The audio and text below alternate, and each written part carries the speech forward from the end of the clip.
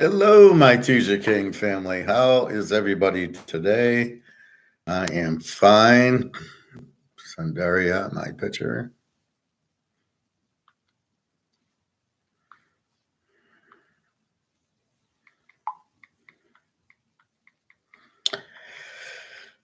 Anyway, I don't know what she's up to today. I got a good morning, and that's it. um,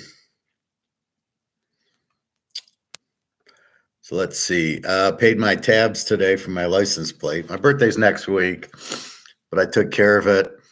And I did a really stupid thing. I put the tab on the wrong car. You can believe that. I pulled a Dan Campbell, the Lions coach. So I get the thing, and it's easy to it's automated, right? You got a machine, and there's a barcode, and you code, and it walks you through. What do you know? Is this you? You go, yeah, okay, and you hit. I want to update it, and boom, boom, and that's it. And then you hit okay, and then you put your debit or credit card in, and it taxes you, and then it drops out your ticket. So I do that, and then when I go out, I get the wrong lane because I'm not paying attention. I'm thinking of other things. So I see a black, done. I got a black Camry, and so I don't think anything of it. Oh, this is my car, and I pull the thing out and I stick it and I rub it to clean it, and then I stick it on there. And then I look and I go, what is this blue sticker on my car? Then I realize it's not my car. And now I start going, oh shit, I hope I can get the sticker off. And fortunately, I was able to pull it off, which I was a little surprised. I assume because it's cold. It's like 30 degrees here today. So we enjoyed our 70-degree weather for a few days. Now it's back to 30. I was able to pull it off, and then I went to my car and I cleaned it and then put it on, pressed it really good. So far, so good. I don't think that you need to worry like somebody's going to pull it off. I don't see the benefit of that because it's got, I believe, your license tab on it. So if it's ABC 123 and I give it to you, it's not going to be, you don't have license plate ABC 123. So I don't think it would work on yours. So I don't feel like people are going to pull it off. I've never had one pull off before. Right now in the cold, it still seems to be sticking. I keep pushing it in. So it is. So I got away with this, with the real Dan Campbell. Let's go on 4th and 20. And what the hell? It's only the championship game. Well, at least we try. We're aggressive. So I got that out of the way. Might do a balance transfer. Wells Fargo has 15 month 0%. So I might move some Chase money over there. And I'm really just trying to buy time before the dollar collapses, and then we won't owe credit cards. And waiting on gold to go up. So if gold goes 5,000-10,000 an ounce, I can then that would be why I would trade it. I would take an ounce, get 10 grand for it, and then pay the credit card off. But I still think the credit card, when the dollar goes out, the credit card will go out too, because it'll be worthless. All the things in money will be worthless. Your house will be worthless until it gets to gold.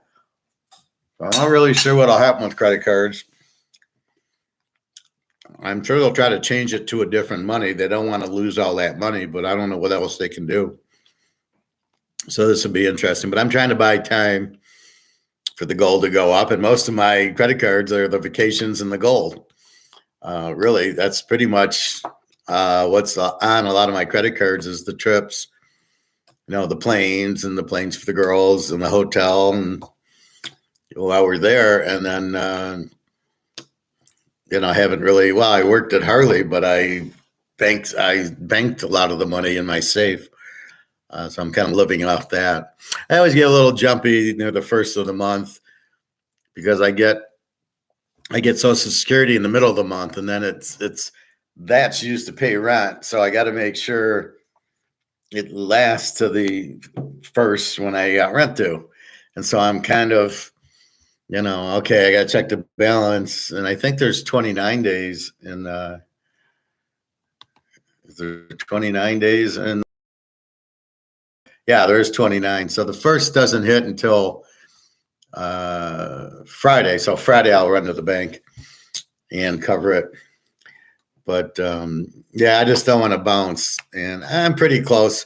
I usually need about a couple $100 to handle that. And then I got a credit card due on the 3rd, which is what I'll move to Wells Fargo. That's due on the 5th. And I need to get, so that'll go to the 15th. I'll just move that in. And then you get a month where you don't have a credit card payment because it's the transition of paying it off for, you got a month of grace before you pay it. So that is due, however, on the 5th. So if I do it today, I'll check on the 4th if it's moved. Wells Fargo is pretty quick at taking their money and moving it.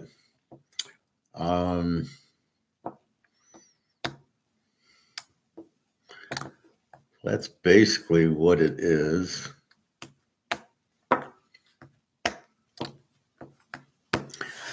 So that's been my morning. I just had some Chinese food that was terrible. This is why I tend to eat at my restaurant. There was one close to the gym. And I said, well, I'll give it a try. I got sesame chicken. And it was good as I sat down and I got the wonton soup and the egg roll. Normally I'd get the egg roll extra, but the wonton, haven't had in a while, didn't miss anything. And then I got a dinner combination, sesame chicken and the fried rice that comes with. The rice was horrible. I don't know what they did to it. It wasn't like fresh rice. And the sauce for the sesame chicken was terrible. And they fried the sesame chicken. So gave it a try, won't go back. And that's the problem with most of the Chinese. That's why I like mine so much. I get General Chow. The sauce is very good. It's sweet and sour sauce. If I want an egg roll with it, I get that, and it's fine. And I won't get the hot mustard anymore. But the problem is you drive there, you order, it's done, and you drive home. Now, you're getting an excellent meal. Obviously, I've been eating there for 30 years.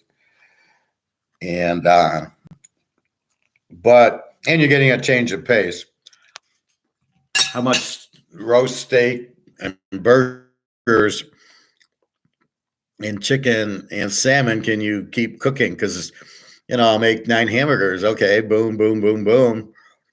And then it's gone. And then it's out. Now what do I got to cook? And so that's why you like to go out. It gives you a little bit of slumber where you're not going out. Well, you don't want to eat out too much. It's too expensive. Plus, who knows what you're eating. So for health and cost reasons, you cook, but there's a time that you're just like, I got to get out. I want to go eat out where I'm not making it and I'm out. And I'm at that point. So being patient with Daria, waiting for our meet date. Her neck's hurting her, but that shouldn't be an excuse. So we'll see. I think I'll wait till my birthday and say, okay, when are we meeting already? Otherwise, I'll go meet Jenna. She's dicking around, and then I'll say, well, whenever you're ready, we'll meet. I'll stop asking, and this is where I love you turns into, but actions speak louder than words. So you love me, then why aren't you meeting me? 2 and 2 doesn't make 4. And that's when we get into stoic, right? You ask the girl, she smiles at you. And the thing we hate the most is when, well, I didn't want to hurt your feelings. So I said, hi, yeah, I like you, but I really don't like you. I didn't want to hurt your feelings. I think what that really means is I'm afraid of you, that if I would have said no, what would have happened to me? I'm not a physical person from the standpoint I don't fight. I wouldn't hit anybody. But they must fear if they reject me and just say, I don't like you, or I don't want to, what I would do to them, which is that, that's what the girl in Alabama, she probably, I'm sitting there with the money, but she doesn't want to tell me no for fear of what I would do. So she goes to HR, and then she doesn't have to worry about the fear of it. And I'm like, you got to be kidding me. I mean, this is why women are they're so insecure. It's ridiculous. Really don't get them. I don't get why they're so insecure when they don't need to be. They don't understand, right? Nobody's going to hurt them. Just be honest. See, that's why I don't understand. They can't be honest. They always have to be, I don't want to hurt your feelings. The translation is, I don't want you to hurt me because I'm rejecting you. And but what they miss is, by you acting like that, I don't ask you out. You're already rejected without even knowing you're rejected. When I walk by you and I don't look at you because I don't think you're pretty or I think you're stuck up, you're rejected. And they don't get that. So you're rejecting them. They're playing games with you. They're being nice to you. And then they're like, oh, I got a boyfriend. I love that one. They talk to you for 5-10 minutes. Well, you want to go out for something? I got a boyfriend. What does that mean? That's so I what? Don't hurt you, or you don't want to hurt me, or what is that? I don't even understand the concept of that. So what? You have a boyfriend? What does that even mean? What does I have a girlfriend mean? I'm not sure what I'm married means. Either you can talk and have a nice time, or you can't. If you don't want to live, don't live. If you want to sit home and pretend you have a boyfriend or girl, whatever, whatever. I don't know. That's beyond me. I'm just being friendly, talking, and just saying hi. Let's keep talking. Let's have a bite and talk. And they don't want to do that. It's your loss. It's not mine. I don't need you. You need me. I don't need you.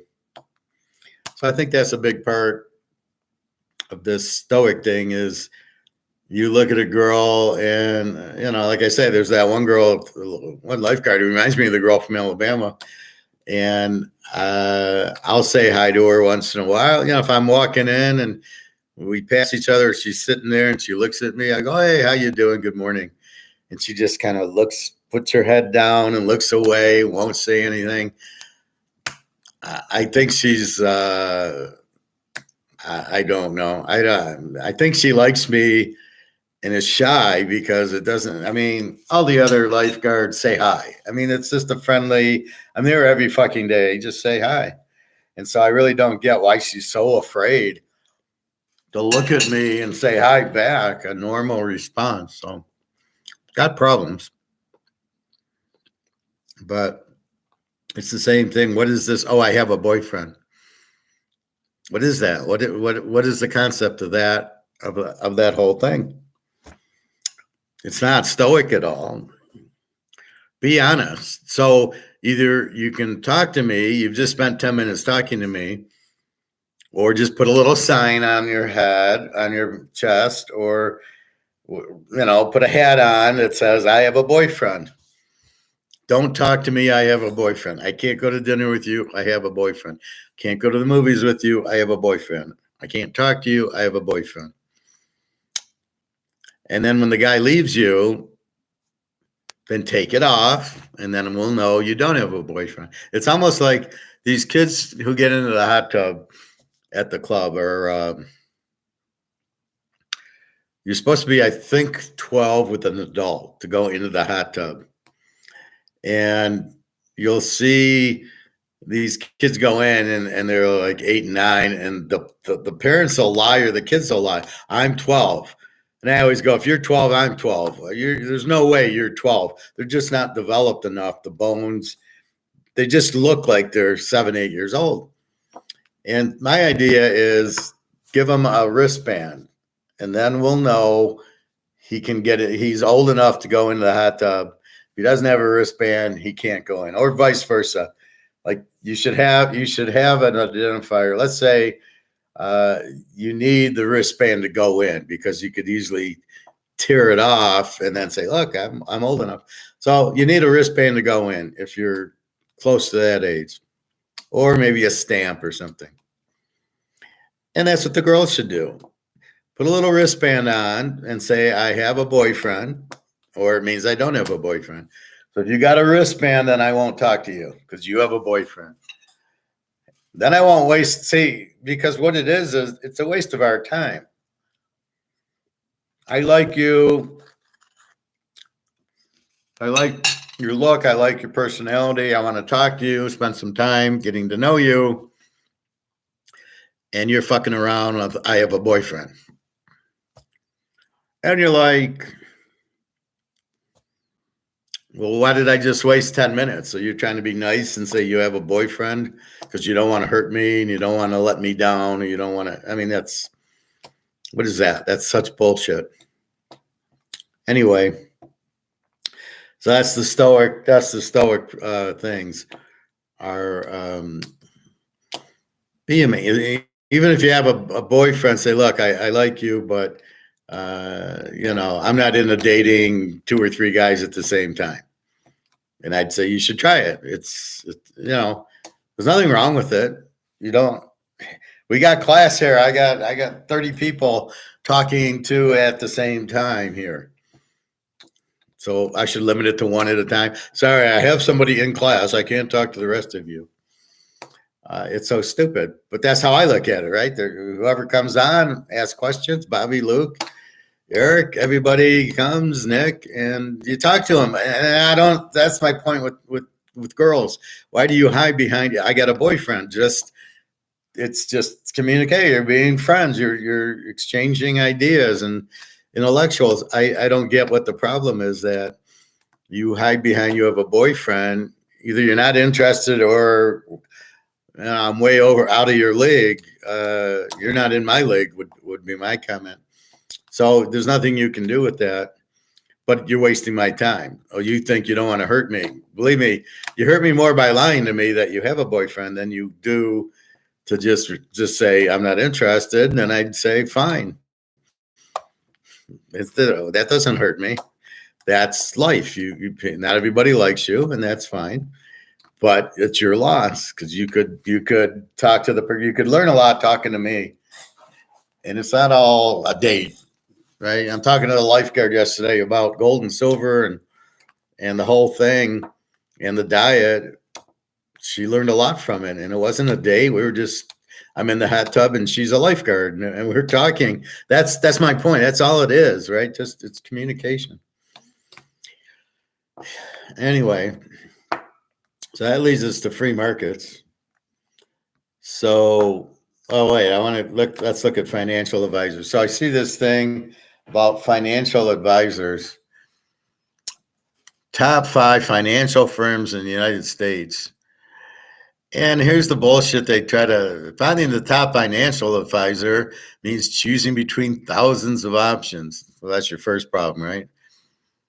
Whether you're looking for help with retirement, wealth management, or tax planning, the U.S. is home to thousands of advisors that can meet your needs.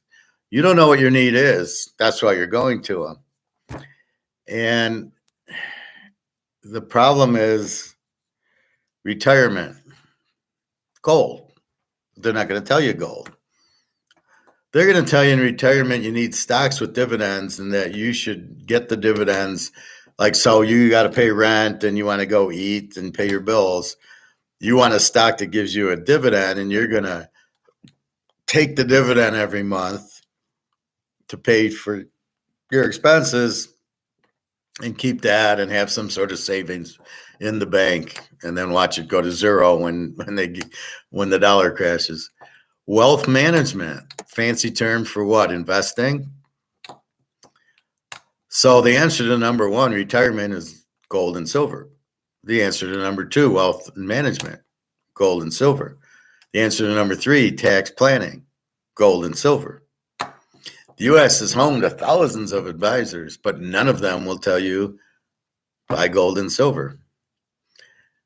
Methodology. To find the top financial advisor, we first identified all firms registered with the SEC. I'm not registered with the SEC. Then here's their criteria. Firms with more total assets, firms that serve more individuals, firms with a lower ratio of clients per capital, firms that have been in business longer, and fee structures.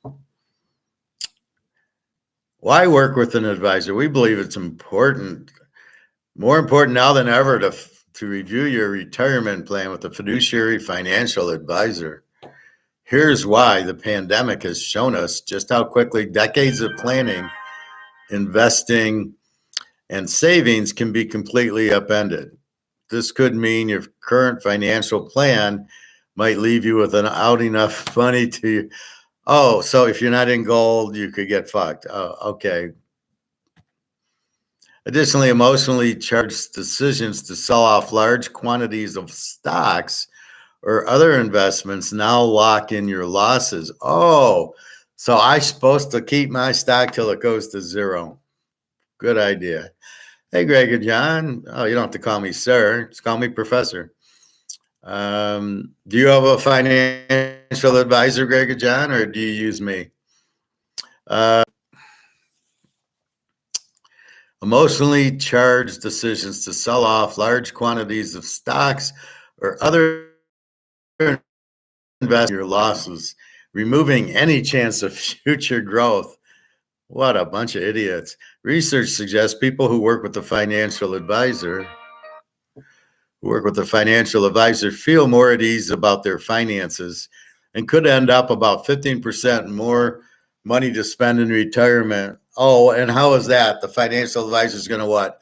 Put me in stocks, real estate trust, an annuity, but he's going to keep me on the Titanic, which we know is going broke. So we're fucked if we listen to a financial advisor, because he will never tell you to buy gold, physical gold, because he doesn't get commission on it. And it's his job to get commission for the company, not to help you. These are the problems with financial advisors. No, I don't. How much do they charge? I don't know. I'm my own financial advisor. You don't use me as your financial advisor? I'm a little hurt by that, Greg and John. How much simpler can I make it? Get rid of your money, get out of the banks, and buy gold and silver. I mean, I'm your financial advisor. How hard was that? I charge you nothing. Why would you listen to one who's going to put you in real estate trust, annuities, stocks, bonds, or keep your money in a bank in a money market? That's what a financial advisor is going to do. And you're fucked anyway but Sunday that he tells you to do that. Okay. Well, that's good, Greg and John. Like I do in football, I make everybody money in football who buy my picks or listen to my picks. Bobby was on Mahomes. Nick wasn't on Mahomes. I had to crack the whip on Nick to get him back on Mahomes for the playoffs. He wasn't on him for some strange reason. I kicked his ass, and then he made a ton the last 3 games betting against Buffalo, Baltimore, and Frisco with Kansas City. I don't know how. I've never had one. First of all, I got a master's in economics and finance. So I had studied stocks, cash flow from operations. I could read financial statements, mostly income statements. So all that made sense to me. And then I quickly, being the way I am, I went to a broker at Merrill Lynch in the 90s, right? I was probably, I don't know if I was married, but I was starting to get some money in. And I went, and he shows me Pepsi. And he shows me the Pepsi stock, and he says, "Well, it's just going to go up." right? This is what a stock does. And I don't know if I had my master's at the time or not. And then I don't remember. And then I basically got up and left going, that's not reality. Stocks don't do that. Stocks never do that. Even gold, there's that, then there's profit taking. Then there's, oh, okay, earnings came, and then there's profit taking. They always do that, not just go. The Pedro guy was way off. Yeah, the Pedro guy, I think I hit him. He had that comment he wouldn't take off. I told him to take off that Baltimore is going to beat KC. And I gave him like 5 minutes. And I said, take it off, take it. And he didn't. So I took it off, but I might have hit him, but which is fine. He didn't add anything. Now, yesterday, so what's your point on this, Greg and John? So I have a question. I'll ask Bobby when he comes. So Eric's sitting and going, oh, I got a basketball tip. And, I don't really, if I'm teaching the class, you're supposed to focus on my picks and not other people's. That's not the point of the class. This isn't, even if it's a show, I'm not really looking for your prediction, because who are you that are you going to pick it? And maybe some of these radio shows or something, they might, but normally what they'll do is they'll have a guest like me on. If I'm listening to BetMGM, they'll have, here's a handicapper on, and then the handicapper will give his picks. So I guess you're supposed to listen to the show for the handicapper's picks. And, and then the guys doing it give the picks, but I don't even think people call in. So, maybe on Jim Rome, I don't really listen to him much. I don't like him. But this is a class. So I'm teaching you what to look for to make a bet, how to bet it with money management, and then what to do after you make the money. Go buy gold and silver with it. Go increase your bankroll. So he comes in with his pick, and he gets upset because I don't want to hear it. And I'm like, but we're not doing college basketball in the class. I really don't have a desire for it, nor I don't really care what your pick is. Well, why do I care? I'm not going to bet college basketball. And, so he kind of got upset about that, which I was stoic. And I just said, hey, I don't know what you want from me, but basically, I told you I don't really want your picks, because he made a comment like, "Oh, you don't want anybody else's picks," and I'm like, "No, I don't. I really don't. This is about me showing you how I arrived at my pick, and then that's what you should be betting on. And you won a fortune in football betting on my picks, but I don't do college basketball. Pro basketball I'll do in the playoffs, and baseball we screw around with it, looking at the pitchers, right? Not an in-depth analysis, but Verlander's going against Joe Blow. We'll bet on Verlander, or bet on Scherzer, and that's really what I do. But I really, we're not even talking college basketball. And I'm trying to think, well, what are you trying to tell us? Are you trying to sell the picks? Not on my class. Are you trying to just be helpful and give a pick? But how are you coming up with it? What's your method to your madness? Is it something that can be useful or not? But you tried to tell us that in Mountain West football, and it lost. And I don't want to hear it, because that's not the way I pick. So it goes against the class of me teaching you the variables to look for that are important so you can win, like betting Mahomes. Yeah, I know what you do. I know sometimes I get off top. No, that's fine. I don't. That's okay. It depends how in depth. Like right now, I'm pretty in the middle of nothing right now. I'm just kind of going through different areas, so I'm not like. It's when I'm looking at a video of Bill Halter, and we're listening to him, and then I'm going to rebut what he said, that he doesn't know what he's talking about. Well, then I'm kind of concentrating on the video. So it's kind of hard. I don't want to lose that concentration and go, well, what the hell did he say? We've got to revisit it. Or Mark McGuire, Alligator, those guys. So that's why when I do show the video, I'm trying to then say, look, this is what they, and the point of that is so you don't listen to them, because I'm pointing out they don't know what they're talking about. The correct answer of inflation is printing the money, making the money worth less, making you need more money to buy the Coca-Cola. That's what inflation is, not prices. And they all get it wrong. And it's like you can't listen to any of them because they don't know what they're talking about. So I'm trying to guard against you listening, getting bad information, much like you do in the financial advisor, going with the financial advisor who's not going to put you on gold, and you're going to lose money. And that's why I don't want you going to a financial advisor. He's going to put you in stocks and mutual funds. You're going to lose your ass when the market crashes, because that's what's about to happen. And I don't want to see you lose your money. I'm a good teacher. I'm not a salesman teacher. People think they know everything about picks with no experience too.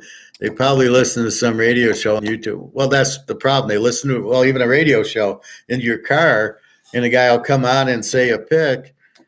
I mean, I get it. I'll get people coming on here and they'll say, well, what do you think of North Carolina? I'm like, where are you getting that from? I didn't even talk about that game. I don't even like that game. So I'll go through Georgia and Oregon and Michigan and LSU, and we'll talk about the games that I like Army and Navy and, let's take Texas or whatever.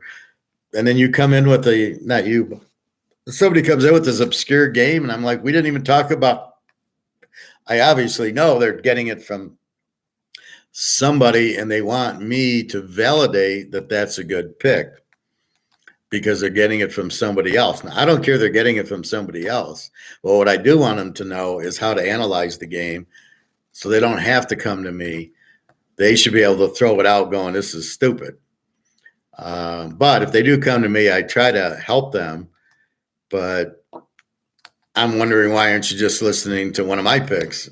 I go through the whole fucking list. I go through every pro football game. And then you'll come up with, Jacksonville. I go, I didn't like the Jacksonville game. Why aren't you listening? And I think this is the bigger problem. People will just, they'll want to make money, and they'll get it for the wrong reason. They'll like the game. Maybe it's their pick, and then they hear it, and then they come back to me. Well, we want to know what you think, because we value your opinion, except for when we don't listen to you. And then you go from there. And, I get it.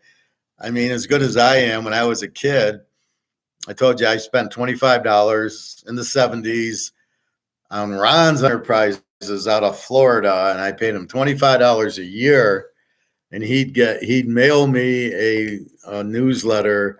Here are my picks, right? There'd be 5, 6, 7 picks, usually in the 60s and 70s. Once in a while, like a 75%. That's his strength. And I would pick my own games. I've been picking my own games since I was 10 years old, 5th grade. I could pick games, and I always have. And I would just compare them if they were what I liked.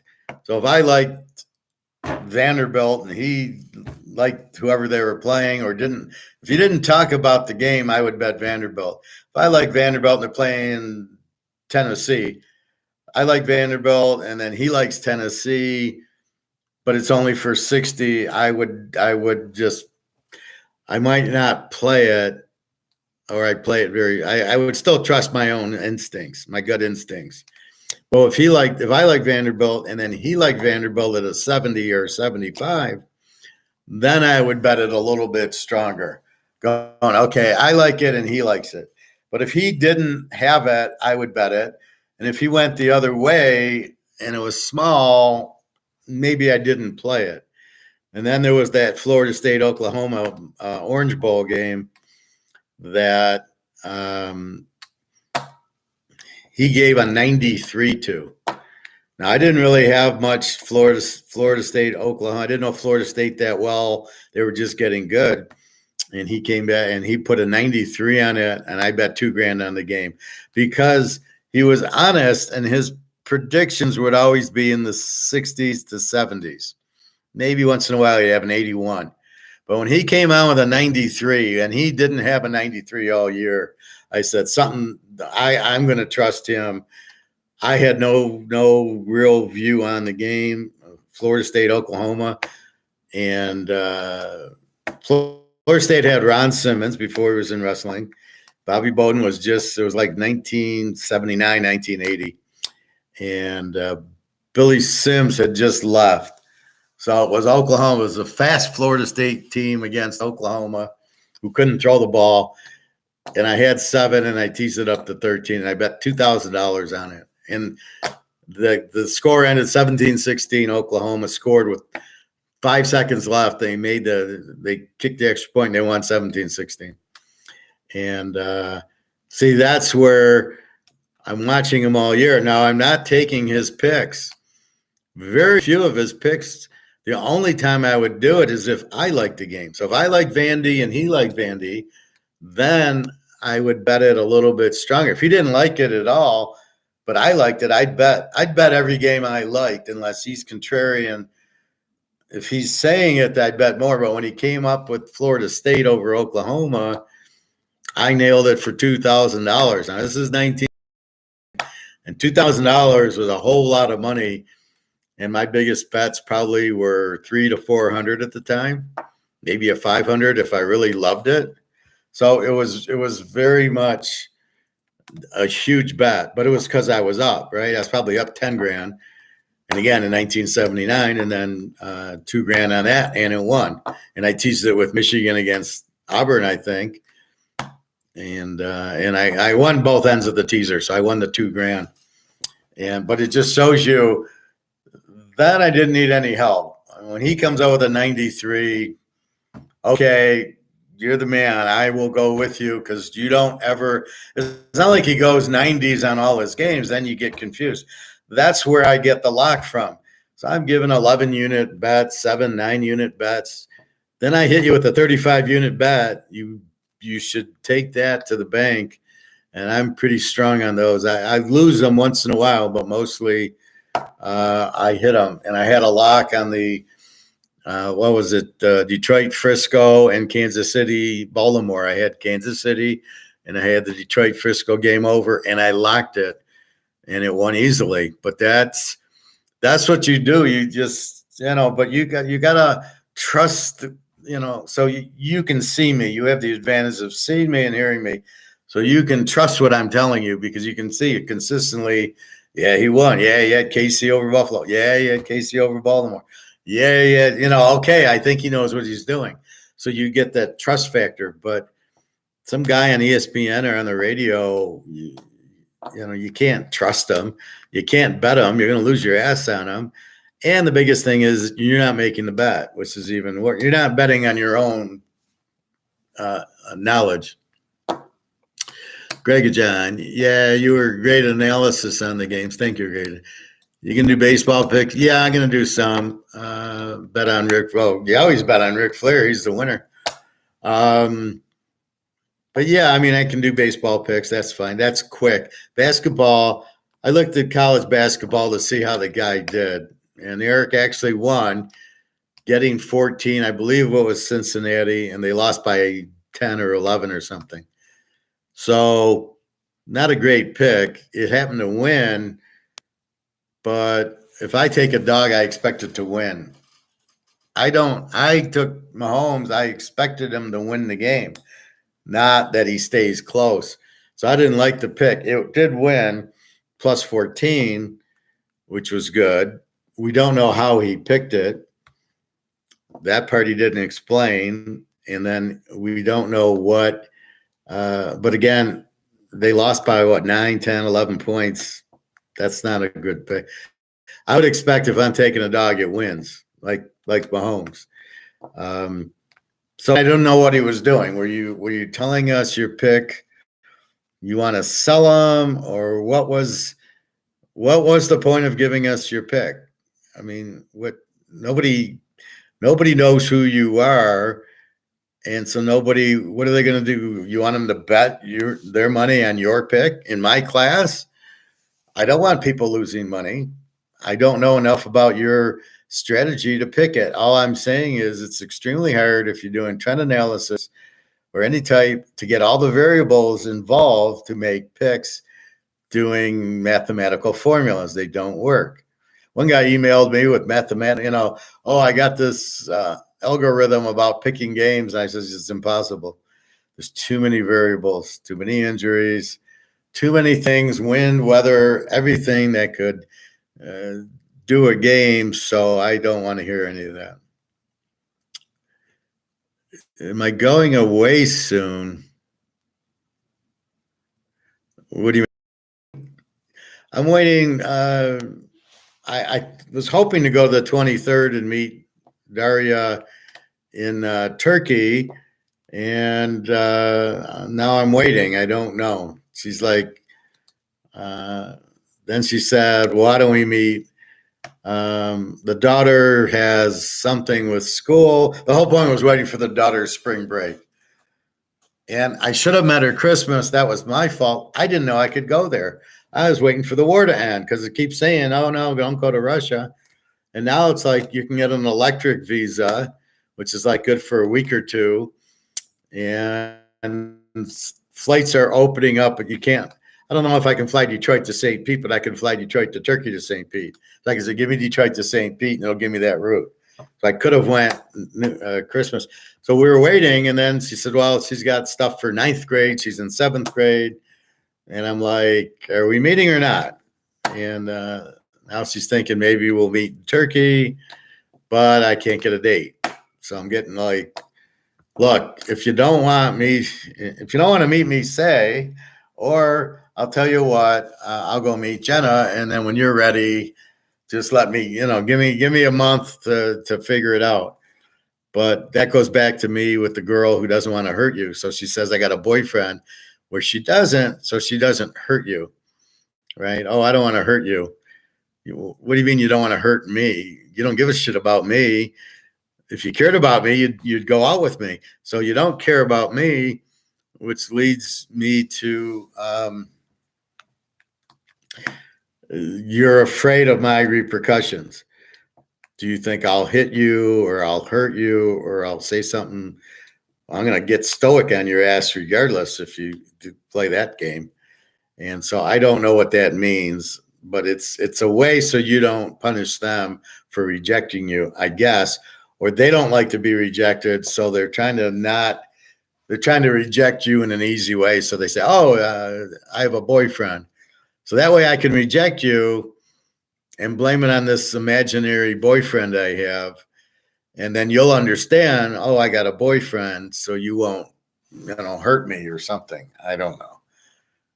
It's like the girl in Alabama. She went to HR. Oh, you wanted to give me money if Cincinnati won the bet.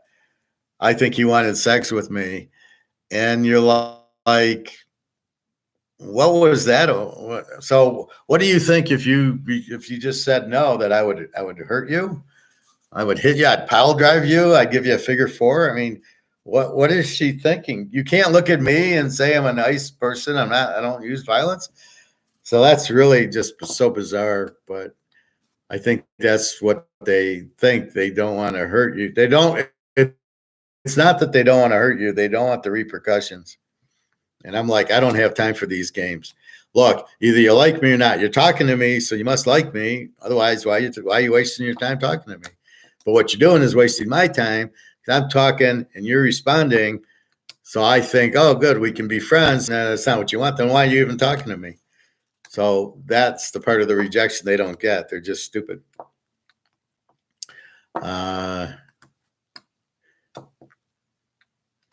No, Daria, no, the girl in Alabama, no, she didn't say any of that.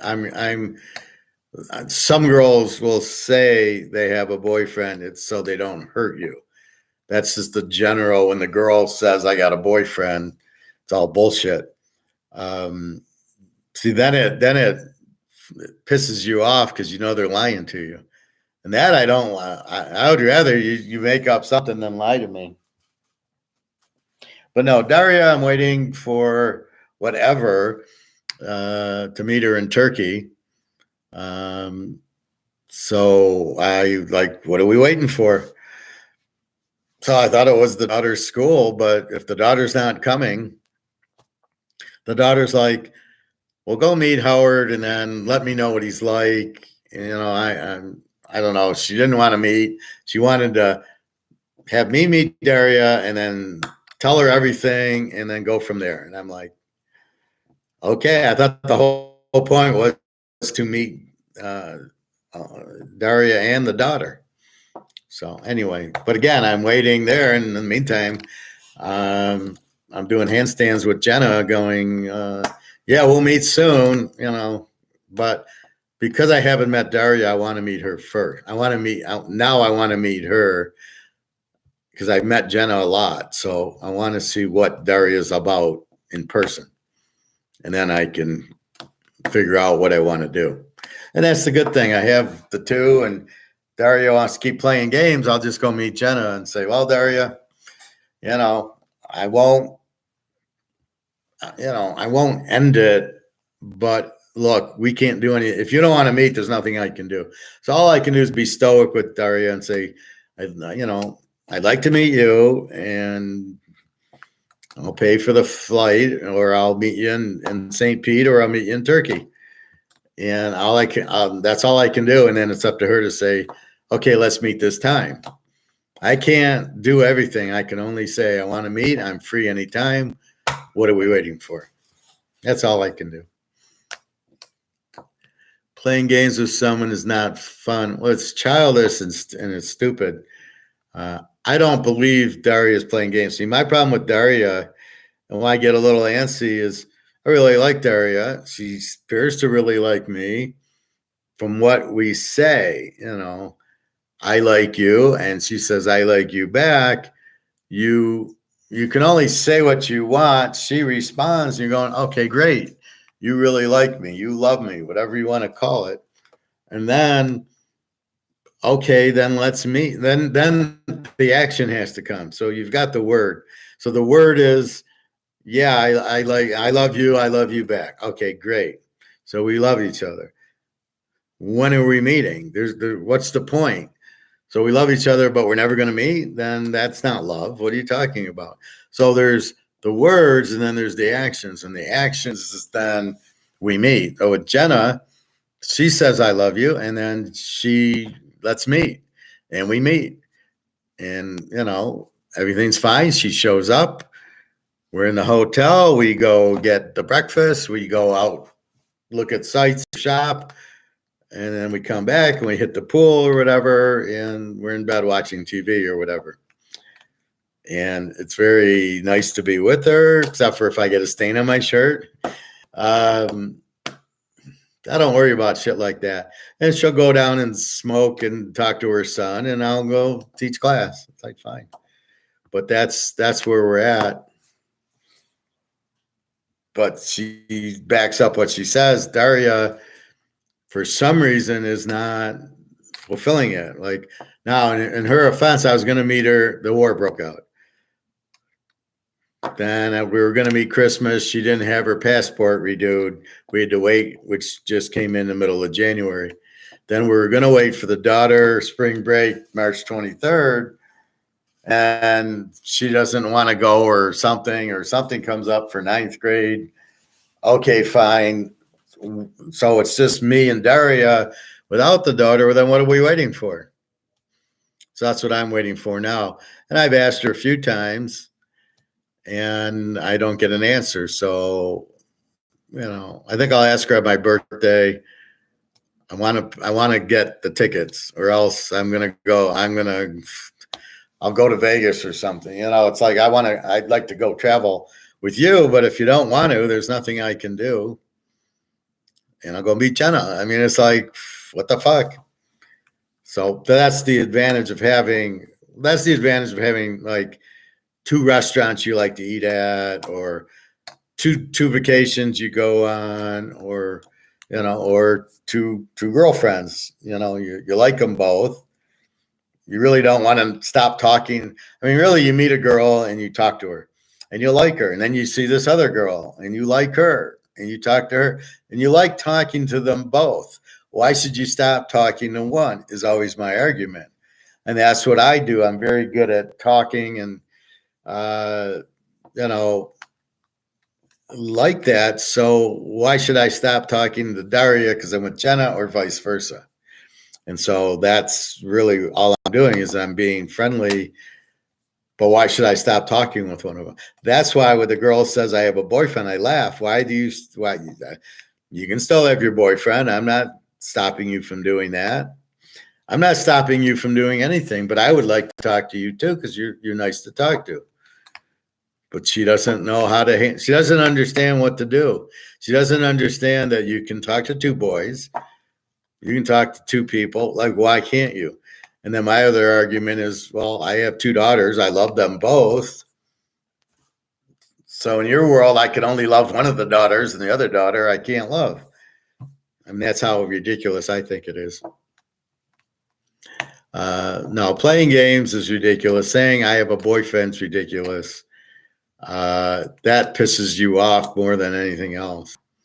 So that's what I look at. But again, that's all being part of being stoic. Being stoic, you ask the one girl and you get to know her, and then you meet another one that you like, and she likes you, and you get to know her. And so there's two girls that you like that you don't want to. Why would I stop talking to one? Then if something happens to one, then you go to the other one, which is the thing. But it's just like I ate at this Chinese restaurant. It was terrible. So I won't go. I tried it, but he says, how was it? I said, I didn't like the sauce. The rice was terrible. So it was hard to eat. I got sesame chicken. It was nothing like they cook it at mine. But I wanted a sit-down restaurant, but it was so bad. I won't go back. I'll just go back to mine when I feel like Chinese.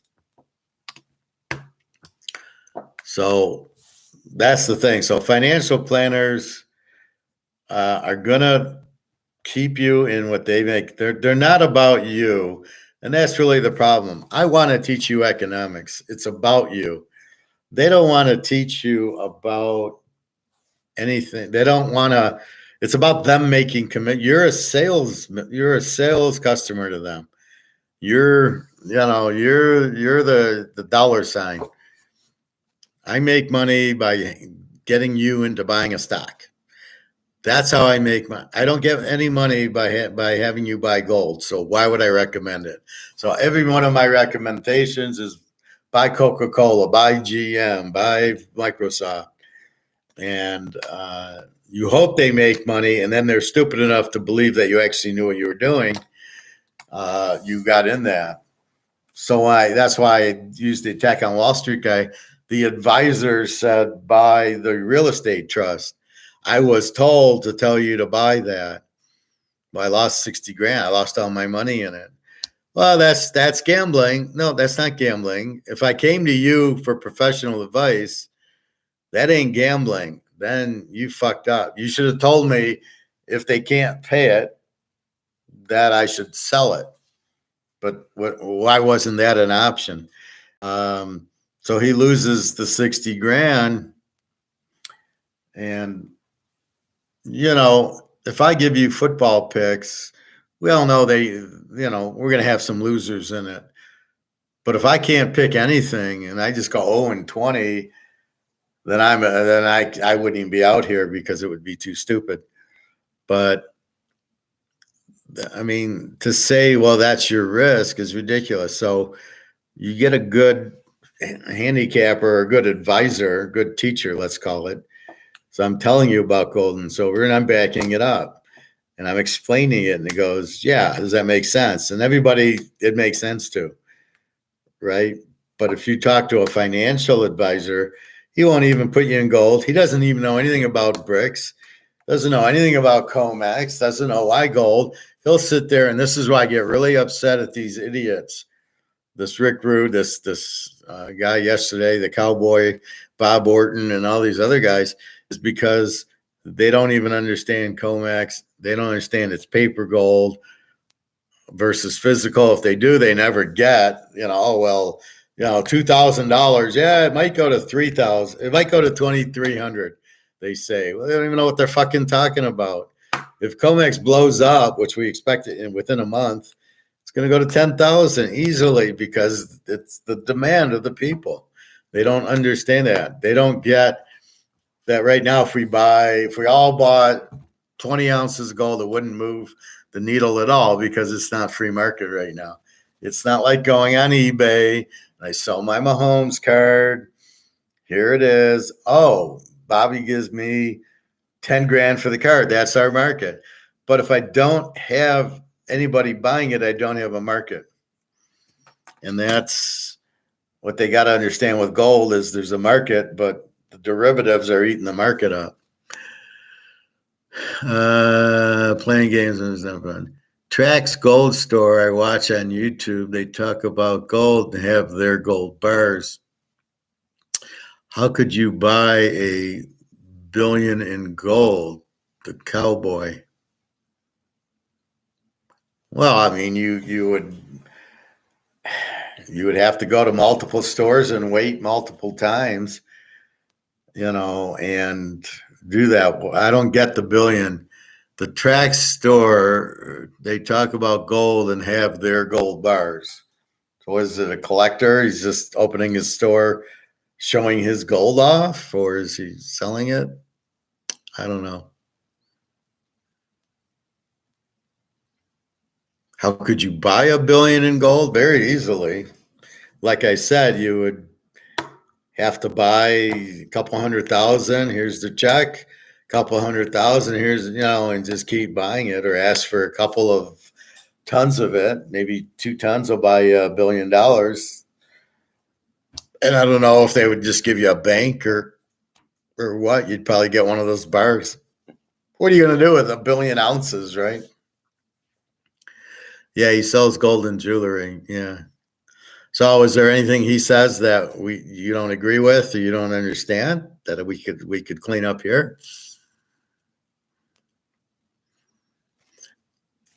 So this is why I'm kind of against these stores if we don't know who they are, because how do you trust somebody that you can't believe in, right? So all I can do is prove myself to you. We're taking Mahomes, he won. We're taking him again, he won. We're taking Joe Burrow, he won. So by watching me, and I keep getting him right, the first one, I'm lucky. The second one, I'm lucky. By the 15th one, I'm not lucky anymore. There's something going on, which means you can trust me. And then if I tell you about gold and I explain COMEX and brics, you can take the trust from football and then you put it into that going, yeah, I can trust the professor. And this is what he's now saying, and I trust it. God, I get so tired. After my show, I sleep like a baby on the couch. I was watching a movie yesterday. What was I watching? I don't know, it was a good movie, and I couldn't stay awake. I'm just fighting to keep my eyes open after. No, they show them in the streets asking people about gold, and they no clue what the value of gold is. Yeah, because they're not. Most of the people are poor, have no idea about gold. The richer people are listening to their broker. And there was a stat in here. It was like,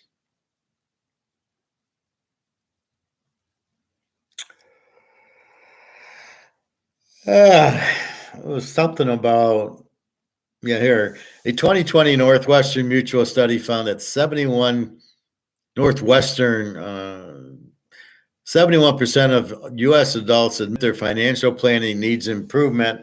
However, only 29% of Americans work with a financial advisor. So they're smart enough to not trust the financial advisor. A lot of people say, well, if he's really that smart, he wouldn't write a book on it or something. I don't know. But 29% use a financial advisor. Tells me there's a problem with financial advisors. And the problem is the 2008 crash. They're not putting people into gold. They're not getting you out of real estate trust. And what did they do in that movie, Margin Call and The Big Short? In both those movies, it was blowing up. We have these real estate trusts that we're selling, and they're full of loans that are bad. But what they did was they just let everybody die. They didn't get them out. They didn't advise their clients to get out of them. They probably would have lost the company probably would have lost their ass. So the company saves their ass by selling them all the real estate trust total, and then the people are left holding their bag. And they talk. This is 2008, and now everybody's like, "Fuck the financial advisors. They let me go belly up." And that, I think, is why nobody's in a financial advisor. But they haven't found us. If they found me, they'd be in me, and I'm not an advisor. I'm a teacher. There's a big difference. That's what Greg and John. That's what whatchamacallit. That's what Eric doesn't get. He wants to keep coming up with a game to pick. Unclear on why. What's this Chinese shit? I'm not clear why he gives us the games, but if you're going to give us the games, then you have to explain how you got the game, which you can't do. Or at least he doesn't. Like, he just throws the game out there, and you're like, oh, what is the point of it? Why are you throwing the game out? Do you want us to make money? Are you giving a free pick? How did you get to the pick? But he can't explain how he gets to the pick, so that's why I don't want it. Or his explanation is some trend, which is bullshit, right?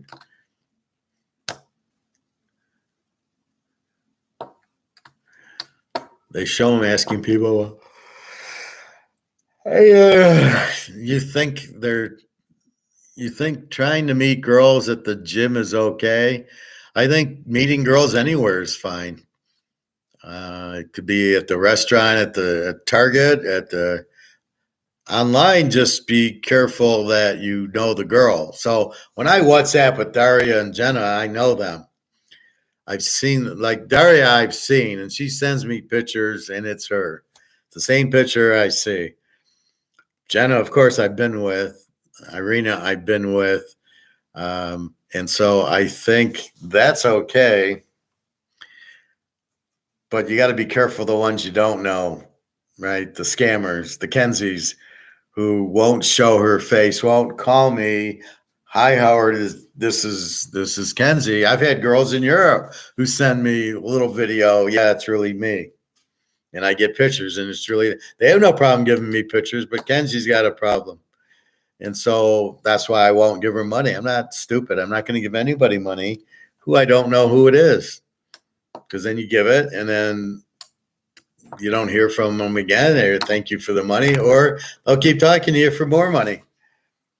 You know, they could be pulling a Daria. Well, I won't meet them. I'll just keep asking them for money for food or whatever. You know, that's what I worry about with Daria. Like, what are we waiting for? You love me and you want to meet me, then what are we waiting for? And that's kind of where I'm at with her. So that's why you got to be careful with money until you meet them, and you know, like Jenna, I've met. I know it's her. Okay, I'll be happy to help you. See, because you want to help, but you got to know that you're helping the right person for the right reason. So no, I think anywhere, like I said, just walk by and say hi.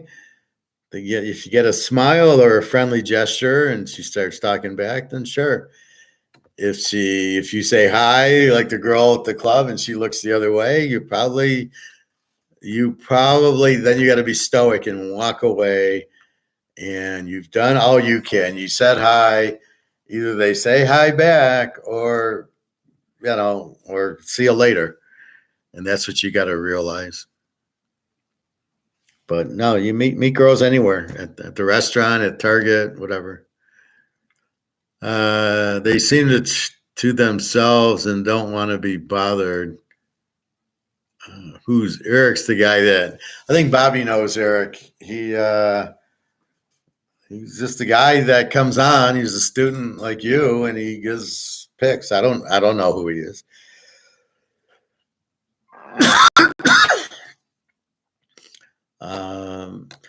So you see these girls at the gym. They seem to themselves and don't want to be bothered. So all you can do is if you're walking by, you say hi or you smile at them and see what they react. The reaction is what you're looking for. So you do a trigger, right? Titanic. You're going along, you hit the iceberg, and all the water comes in, right? And the boat sinks. So you're looking for either a hello, or if they're walking by, do they make eye contact? Are they interested? So let's go to marketing here. So the question is there a market for this? Is there a demand? I put out the Mahomes card. Is there demand for it? Do I have demand? If I put out, so I see some girl at the club, I'm sure she's pretty and looks prettier in the thing. Is she wearing a ring? I'm not sure she would wear one working out. Do you see her if you go into the pool or the hot tub or anywhere else? Would you see, is she there, or, wherever you're working out? And then all you can do is just kind of wave at her or say hi. Say, I just do that. How you doing? But when you do it, you're not expecting a response, nor are you looking for a response. You want a response, but you're not letting them know. So you're just walking by and you say hi and you keep walking, and then let them say hi. And then you have a discussion. God, I'm so tired. That Chinese food. So that's what you're trying to do to see if there's a market for you. Can you even talk to them? Do they want to be talked at?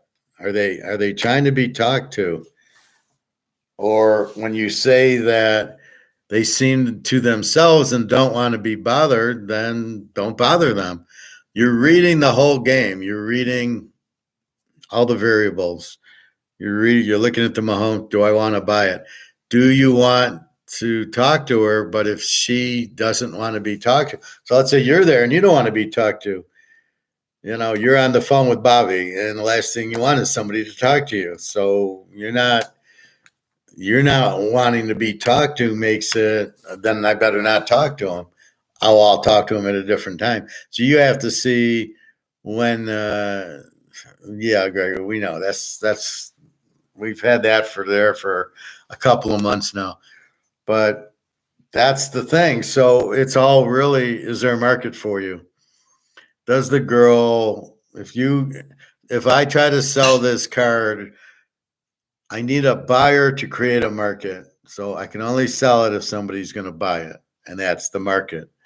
Then is it a good market? If I want $100 and the guy offers me 50, there's no market at 50. I want 100, especially because there's only 50 of the Mahomes cards. So I want more than 100.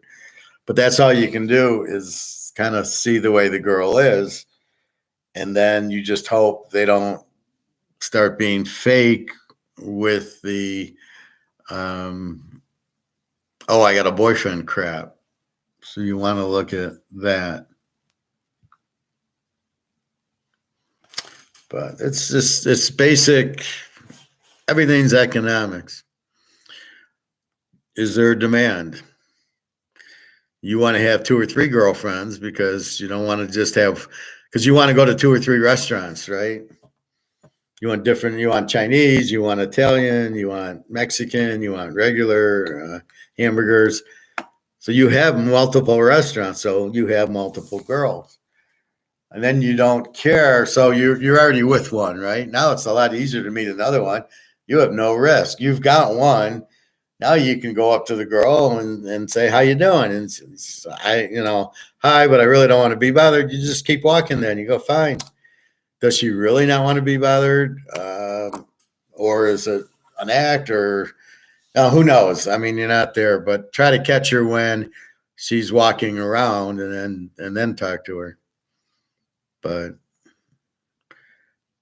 who knows? I mean, that's the thing. That's why you got to know the girl to see if it's even worth your time to talk to them. right? You talk to them and you might be going, like, if a girl starts talking to me about Bitcoin or leaving their money in the bank, conversation ends. I talk gold. If you don't talk gold, I don't even talk. There's no point in going on because it's too much of what I do. I need somebody that isn't going to fight me on Bitcoin or fight me on money or anything like that. I need somebody who understands it's gold, like Julia does at the club. She goes, yeah, I agree. My dad told me, yeah, we buy gold and silver. Yeah, that's the girl I want to be with. But we talk. But a lot of times it's just eye contact. How you doing? Hello. And off you go. And that's really the key to it. That's what you're trying to establish. That's what, are you getting the hello back? Are you getting the smile back? Is there even confirmation of anything? So in your case, Greg and John, the girls at the gym, are they giving you reason to believe there's anything there? Or you just think they're pretty, so you like them because they're pretty, but you don't know anything about them. So what you're trying to establish is, what do I need in a girl? Oh, I need gold, and I need not gold from them, but they understand our economics and everything else. Otherwise, what are you going to do? I mean, it's like if you're a conservative or you like law and you meet a liberal who wants to, do all these crazy stuff. I wouldn't want to be with a girl, no matter how pretty she is. If she's a crazy liberal or something, then it's not what you want to be with. So, I was with girls, but they were too much into drugs, and I don't want that. I left them. I had to leave them. It's not it's not, you're part of the problem, not part of the solution. So I like you, but if you got to have drugs all the time, I went out to dinner with one girl and she didn't even know what day it was. She was completely drugged, and she's ordering, and she's out of her mind. And it's like, it's embarrassing to be out in public and the girl is so stoned she doesn't know where she is. So I mean, you just say, okay, have a nice day, goodbye.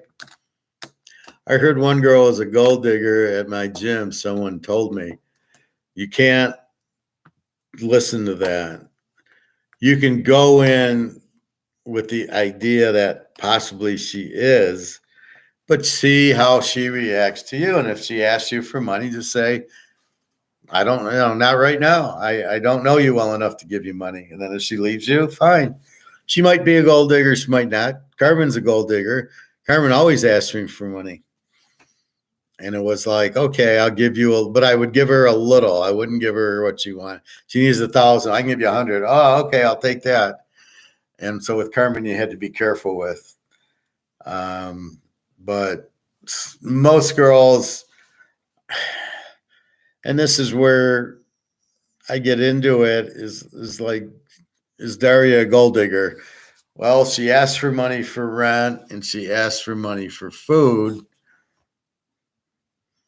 But, is that a gold digger? But she does offer to meet, which we will see. So if I refused her, would she stop talking to me? And that's really the thought. Does she only talk to me to get money? Carmen, yes. Does Daria do that? I don't know. I don't think so.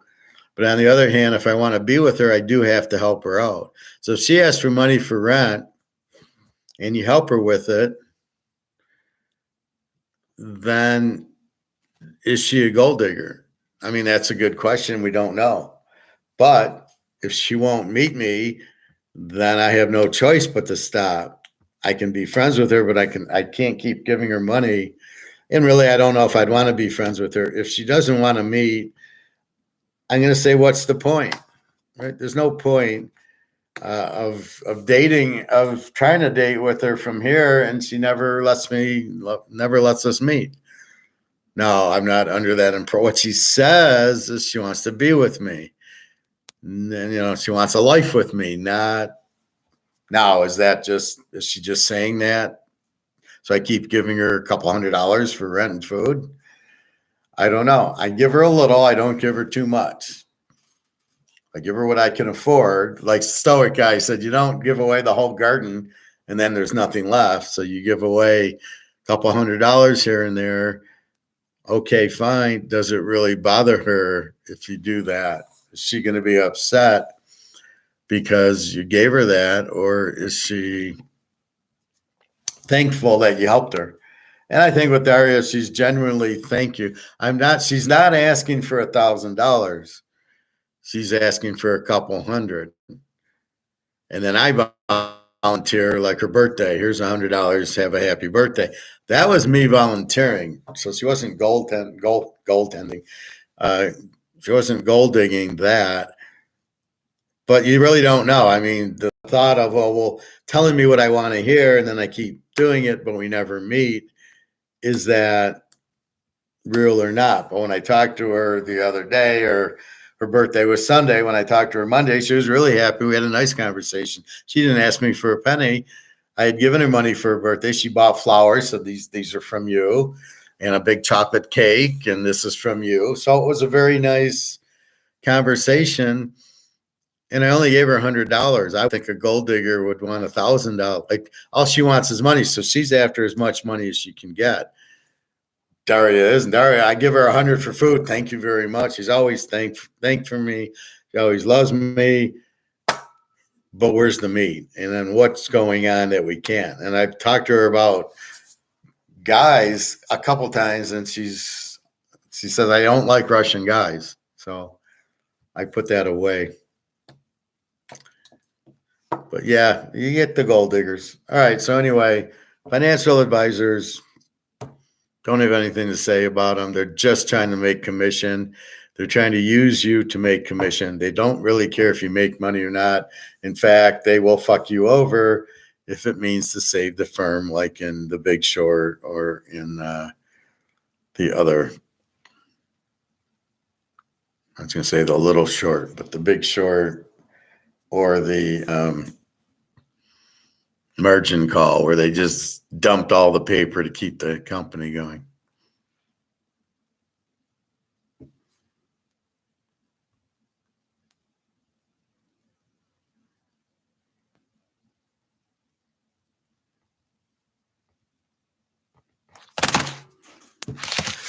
Sorry about that.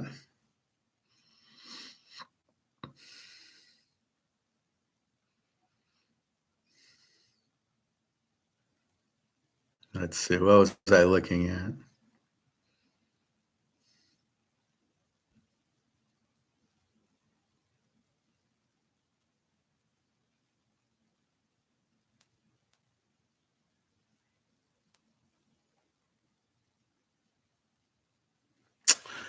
What was I? Thought I saved it.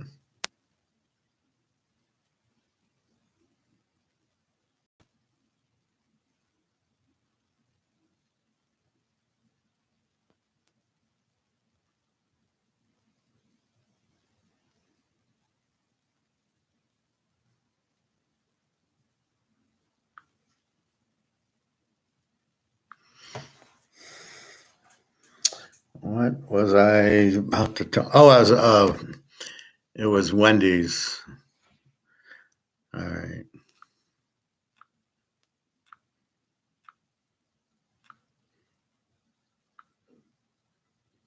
Okay. Yeah, I didn't save it. That's what I have. Okay, so the other one is Wendy's. Wendy's is confused about their market. So Wendy's wants to come out. We'll test new menus that change prices throughout the day. The problem with Wendy's, as I've explained, in the market controls your prices, not you. Meaning, if you want to charge $10 for a Wendy's for a single, nobody's going to buy it. A double, I doubt anybody's going to buy it. You'll pay $6 or $7 for a double. That's it. You're not paying $15 for a double. So if they try to make their prices go up, the public won't stand for it. You say it's too much, I'm not going to pay for it. Then they're coming out with fluctuating prices based on supply and demand. In other words, at 3:00 in the afternoon, nobody's there. What they want to do is drop their price to draw customers. Okay. And so what? It's going to go up at 6, 7 o'clock when it's dinner time and go down at 9 o'clock when it's after dinner. All that's going to do is create everybody to go when it's the cheapest time. So people will go at 4 o'clock or 3 o'clock, and at dinner time, nobody will be there because they're getting it cheaper. I do that at my regular Chinese place. Lunch is served until 4. Well, guess what? When I go there at 4, I don't care about that. I'm not getting lunch. I'm getting the dinner, the general chow. People will come at 3:45 just to get the cheaper price because it's enough if you got the general chow combination lunch and it's $5 cheaper than the dinner, but there's less chicken. But that's what you're doing, right? So they do that now. Chinese does that. They'll say, or my Chinese, until you can get the lunch, you can still get the dinner portion. Like I can go now and get the dinner portion that I normally get.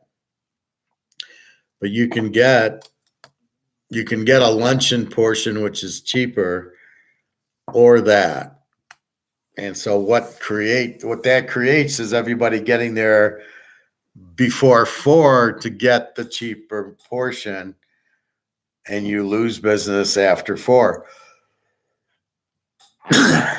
Now you're doing it because you don't have business, right? Business is very low at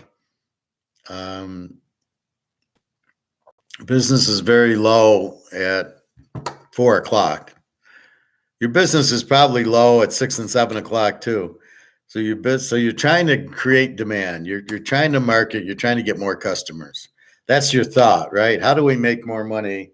Okay, we're going to have, you start doing your checks and you go, we got nobody between 2 and 4:30. We get 0 customers. How do we get customers?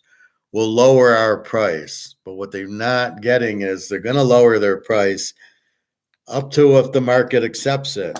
Is your price at 6 o'clock too high for the market? Probably is what's happening, right? See, this is a point now, Greg and John. I don't want to read your comment yet because I'm in the middle of a thought here. When I get done with the thought, I'll read your comment because you're going to take me off stride probably where my concentration's at. So that's why sometimes I'll make those vampire comments to you because I don't want to lose this train of thought.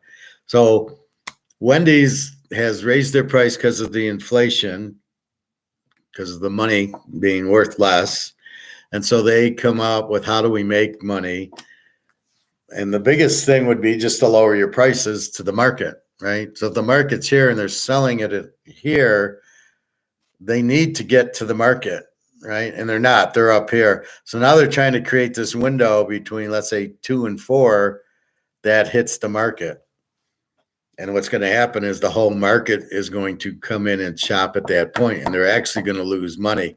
So their best bet would not be to do that, would be to just lower their prices and keep them consistent the whole day, but understand your market. So if the market is $5.50 for the Wendy's, keep it at $5. Keep it at where the market's at. That's the whole key to it. And I don't agree with this dicking around, oh, it's cheaper, for lunch than it is for dinner. Well, it's okay if the portions are smaller, that they make lunch a little cheaper than dinner. But what I find, especially at the Chinese restaurant I go to, it's much more crowded at lunch than it is at dinner. You basically force everybody away. I remember I used to go there years ago, Saturday night, take the family, and I was working across the street. So we would go on lunch and it would be packed. And then Saturday night, dinner time, I'd take the family, and there'd be 3 people in the restaurant because they all came earlier to get the better price. And we didn't care about it. I mean, it was still a decent price. It wasn't too bad. But that's your problem when you create this false market, or if you're not busy now, your price is too high, which is what I tell my barbecue place. I don't believe they have a lunch and a dinner. If they did, they would have nobody there at dinner. Everybody would get there at 1 o'clock, 2 o'clock, 3 o'clock. Wouldn't go during the week. They'd all go on the weekend when they can go get ribs at $5 cheaper at Saturday at 2 o'clock. It doesn't work. People will find the weak spot. They will chase the cheaper price, just like we do if we go to the grocery store. If there's 10 kinds of apples, we'll buy the cheapest one, as long as we don't mind eating it, or peanut butter, or most of the foods we get. Now, in my veggies, there's really not an option. There's broccoli. There's celery. I mean, there's only one kind, so I get it. But that's the biggest problem, is the trying to create this. Wendy's will test new menus that change prices throughout the day. People will just be chasing the cheapest price.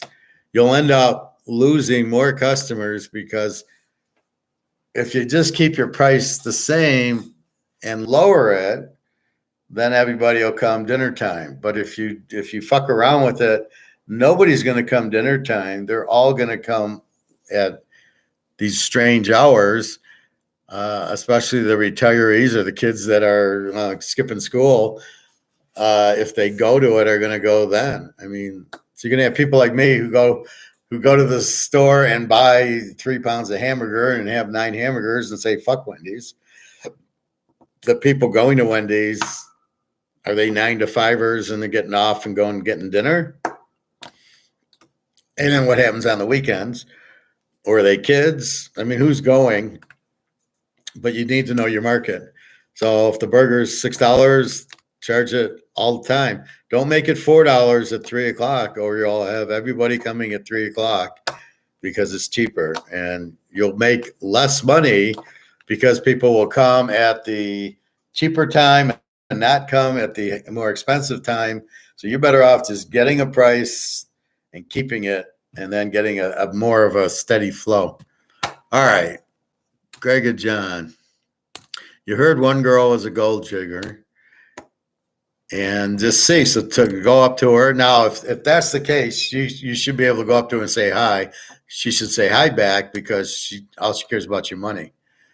And you talk to her and then see if you like her or not. And if you do like her, you ask her out. Okay, you're going to treat for dinner. That's normal. But see if she starts saying, oh, I need my mom's this and my dad's that, and I need money, then you just leave it alone. But is she really a gold digger, or what? If how do you believe who told you the story? If I told you that if Carmen's a gold digger, Carmen's a gold digger. And then, unless you want a gold digger, you wouldn't talk to Carmen. She's very pretty, but there's no point in it. Yeah, TK, you're very informative. Thank you, Greg. Shopping mall and movie theater closed in my area. My back's fine, Greg and John. Well, you're all over the place. I'll get back to the shopping mall. My back's been fine. I've been doing my exercises in the pool.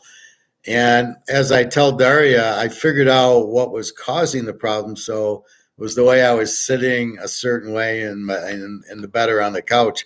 So I don't sit in those positions.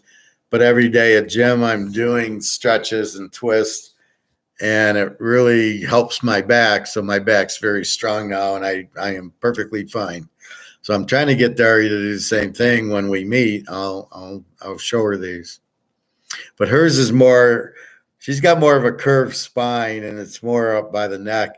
Mine was, my left hip was 2 inches higher than my right hip. So somehow it got off kiltered. I had to even it back out. she's got a crooked spine, I guess. And maybe that's why she doesn't want to meet. She doesn't want me to see her like that. I might not like her. I mean, she's so childish sometimes. TK, what you think of the Raiders? What quarterback should they take? Well, I mean, they need to move up and take number one and take Daniels or Penix or Bo Nix. Simple as that. It's like that at my Chinese restaurant lunch and dinner, the difference in prices. Yeah, well, that's why I just was at a Chinese. And like me, I'm not working. I went earlier, but I got the dinner portion. I paid more for the dinner portion because I was hungry, but it was so bad. The sauce and the rice is terrible. The sauce, absolutely. The chicken, I had such an aftertaste in my mouth. I had my avocado and my dark chocolate. It's still terrible. So back to your shopping mall and movie theater closed in your area. Well, that's simply a market thing. I don't know what kind of movie theaters are even open now. There's no good movies at the theater, and who goes to the theater when you've got Netflix and YouTube and Tubi and all the sports on? You got basically, a 50-inch TV with surround sound. Why are you going to the movies? And there's nothing good playing at the movies. Yeah, if you had the Batman movie, it was the last one I went to the movies for, and that was in Alabama. So when the Batman 2 comes out, then I would probably go for that one movie. Money Heist is on Netflix. That would be a good movie thing, but you wouldn't go because it's on Netflix. So you have all these Netflix originals or other or whoever original. So you watch them on TV. You're not going to the theater. So I could see where the theater there's no demand for it. He's got nobody buying tickets. He's got to pay rent. I mean, when you have those, you still got your expenses. I got to pay rent and heat and electricity. And if I buy food like popcorn, I got to be able to sell it. And if nobody's coming, I got all this expense and there's no revenue coming in. So he has to close it. The shopping mall, similar. I think people buy at Amazon now, and then there's discount brands. So actually, I'm going to go to the shopping mall. I was reading if you fly to wear red, that somehow that color triggers everybody to treat you nice. All the employee, the airline,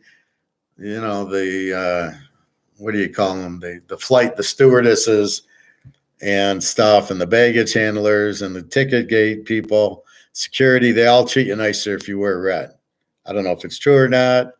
And I went through my stuff, and I normally had a raspberry colored shirt polo, and I couldn't find it. I had green and I had blue, and I think I had a yellow, and I couldn't find my red. So I got to go to the mall and pick up a red shirt and get some more socks. I wear them out.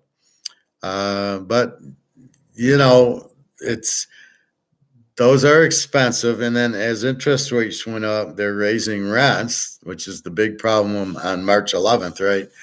So you've got all these, the people that own the mall, rent goes up, utilities go up. You then have to raise the rent and utilities for the people that are in the mall. So you do that. And then now what do I do? But people aren't going to the mall as much. See, it's like the movie theater. Your costs are X, but you got to get enough revenue in to handle all the costs and make money. And people are Amazoning it. They're not going to malls. They might go to like a Meijer's or a Target or a Costco or something and get clothes there because they're already grocery shopping there. So the mall is being replaced by Costco and Target and Amazon. Amazon, I wouldn't buy clothes on. I got clothes. I put on a T-shirt last week that was XXX, and I didn't even come close to fitting. It was so tight on me. So size is terrible. So I don't want to dick around with Amazon and get a pair of pants that I got to return, or pants or shirts or something I got to return. So but I'm older. We're used to going into the mall. The kids today, I don't know what they're up to, but so that's really the key. So people are shopping at Amazon. So it's competition. Let's keep it in economic terms. Competition. They're going other places to do Say's law. They're using their supply to buy another. What's the word? Purchasing. So there's the supply. God, I can't. What the fuck am I calling it? Anyway, supply creates demand. So basically, you're going to work, you got supply, and your demand is, where do I go? And some of the newer kids are in Amazon, and some of the people like me are maybe going to Costco. Maybe we go to the outlet mall up north. Very rarely am I at the mall. There's just no need to it to go to the mall. There's really nothing. There's some stores, but you can substitute those stores, which are more expensive because rent and everything is more expensive. So they're going to different places. And so I think it's mostly Costco and Target and Meijer, where they have groceries and, jeans and shirts and stuff like that. Although I would never really buy jeans and shirts at Target or at Costco. I'm going to go to the Polo store. I'm going to the name brand, the Nautica store, the Polo store. That's where I'm going to buy it, but I'm going to buy them on sale. I'm not going to spend $100 for a Polo, but if it's $40 for the Polos, then I will buy a few there.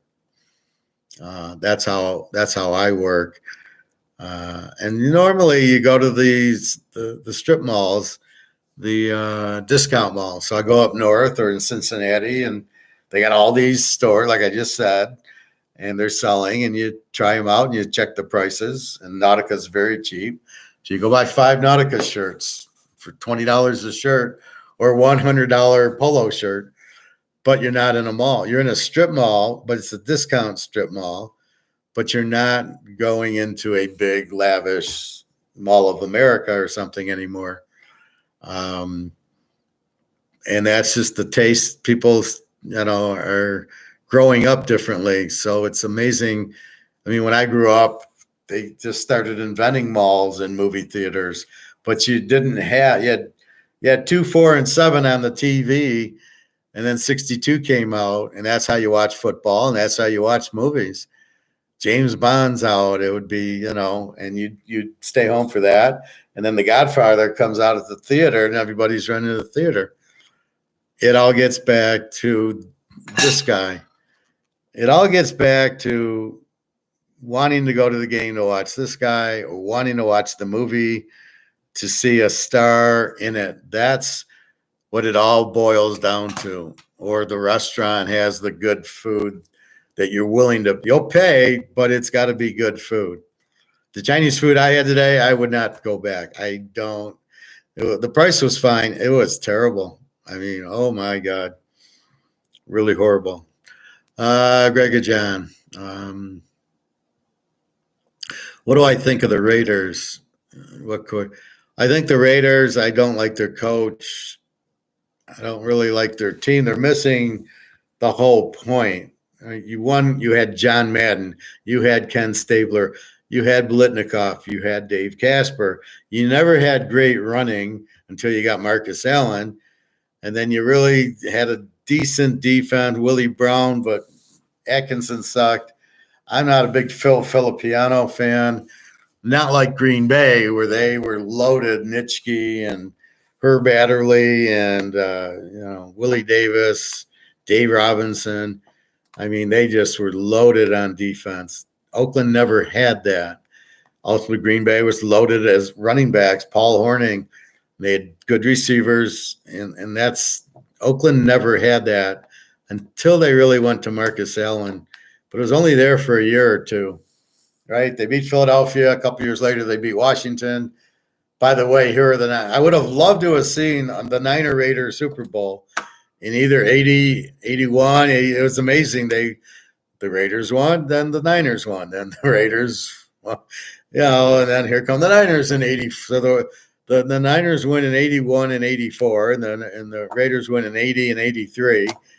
So there's 4 Super Bowls with the Niners, but they never played each other, which would have been a fantastic Super Bowl. But that's what but they don't have the same team. And this is what I tell Eric.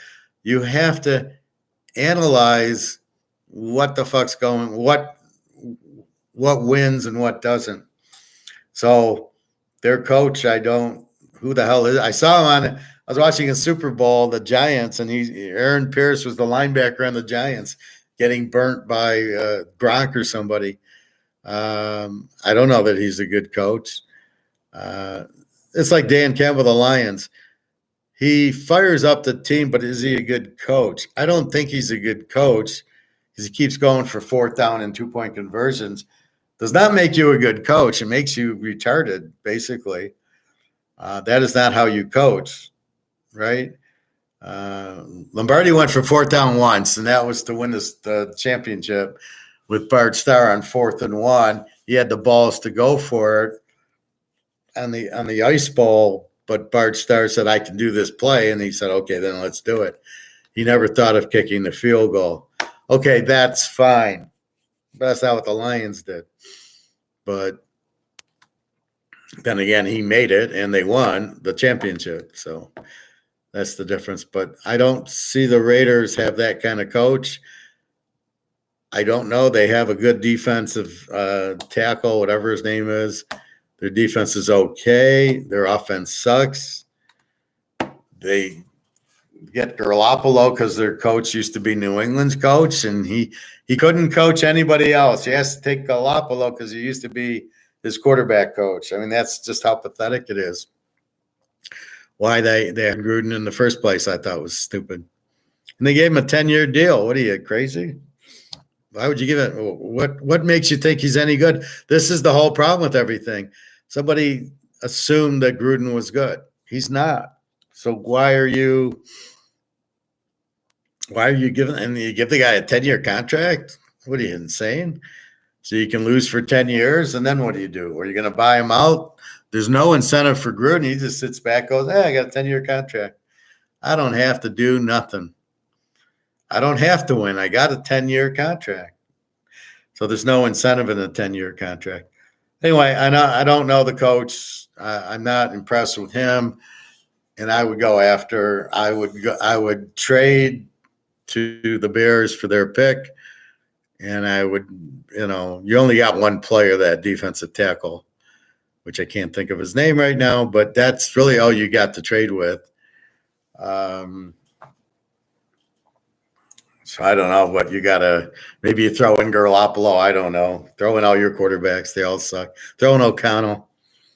But that they don't necessarily need the first pick, but they need the second pick. I think it's Washington. So I think it's Chicago, Washington, Carolina.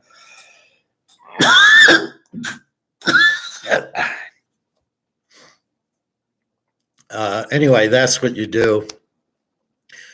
And you're okay. You can get Penix, or you can get Daniels, or you can get Bo Nix, and you're fine with those 3. I was watching, working out on the bike today, where they're showing Caleb. They showed him against UCLA, a couple of good plays. They didn't show the 25 bad plays against UCLA. They killed them. They sacked him 7 times, and the picks. We don't show those plays. We only show the plays that he got first downs on. Look at them create. They've learned new lingo. The quarterback who gets flushed out of the pocket because he can't read a defense, who runs out and then throws the ball 20 yards downfield, and the guy's sliding and makes this miraculous circus catch. And they're all impressed with that because he couldn't read the defense, and he should have known where to get rid of the ball, but he didn't. So look how good he is at escaping, which is not good at all. It's terrible. Well, Caleb, it's tricksy. To quote Smeagol, he's tricksy. He can kind of escape college players. Is he going to escape Boza and Kansas City's guys? No.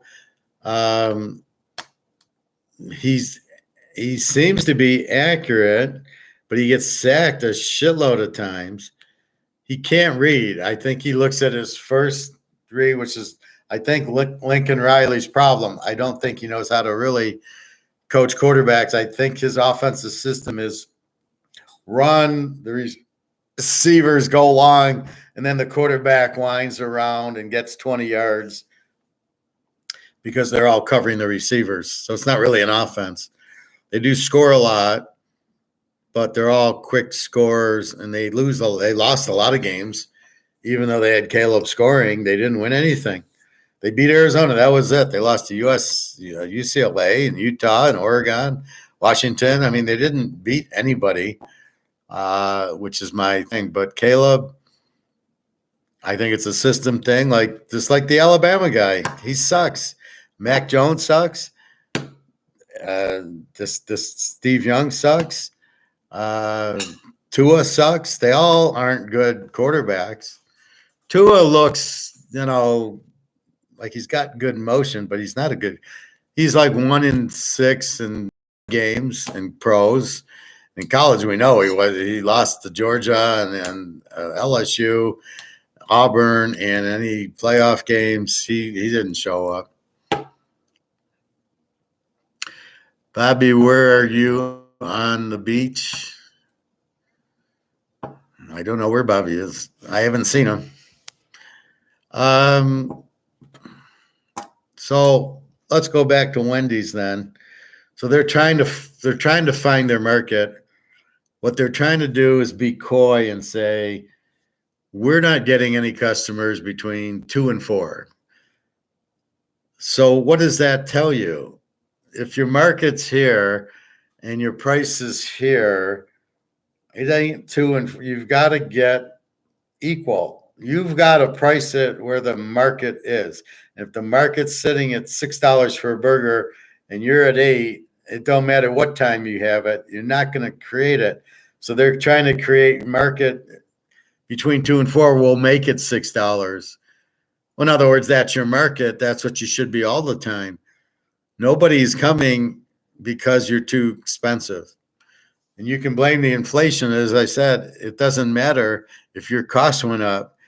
You cannot put prices in over the market. The market is it. It controls what you can sell. You can only sell Wendy's for $5 or McDonald's or whatever. That's it. That's all you can get is the market. If it's 5, if it's 6. But if you try selling it at $9 and the market's 6, it don't matter what time you're at, you're not going to sell it. And then if at between 2 and 4, you actually lower your price to the market, and then more people are coming, then that's the price you should be selling it at.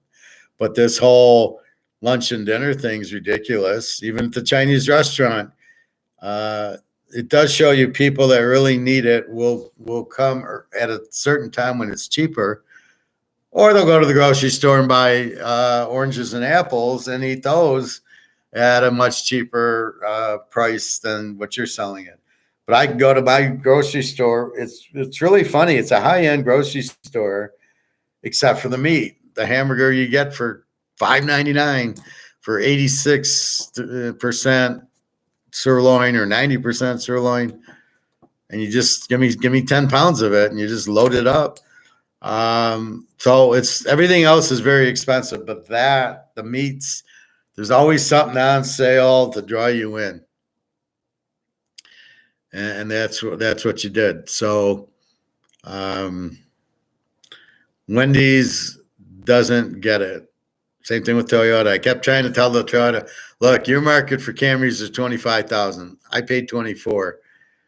You're trying to sell it at $35,000. There is no market. The market's down here. You're up here. How are you going to sell a car? You have to find your market and come down. And I think he listened. The next time I went in, he said, oh, we're down to 28 or something. I said, there you go. And I bet you're selling more. People will go up a little. and they'll understand the inflation, but they won't go up 10,000 plus your interest rates. If they go up from 2 to 6 because of the inflation, now you're really driving, like I said, he was driving the monthly payment to 1,000 a month. Nobody could afford it. So nobody was buying the car. You can't outprice your market, but you have to learn. That's the first thing you learn is, what is my market? And I called up the recruiter about that job, and I said, any news on it? They said, I think they hired somebody. I was pretty livid because I had told them everything. You got to find market. And I guarantee you the guy he hires will have no idea. And he'll say, well, I need to find the market. And the guy will be like, I don't know what you're talking about. Do you know why gold's 2,000? I don't know what you're talking about. So he had a lot more with me than he realized. And he will pay the price. Again, I'm rejected, but I look at it like it's your loss, not mine. Somebody else will hire me.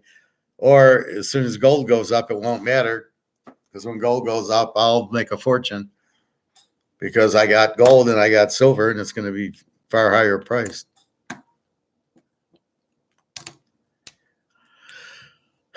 You ever try Five Guys? Yeah, I did. Initially, they were good. They were bigger burgers.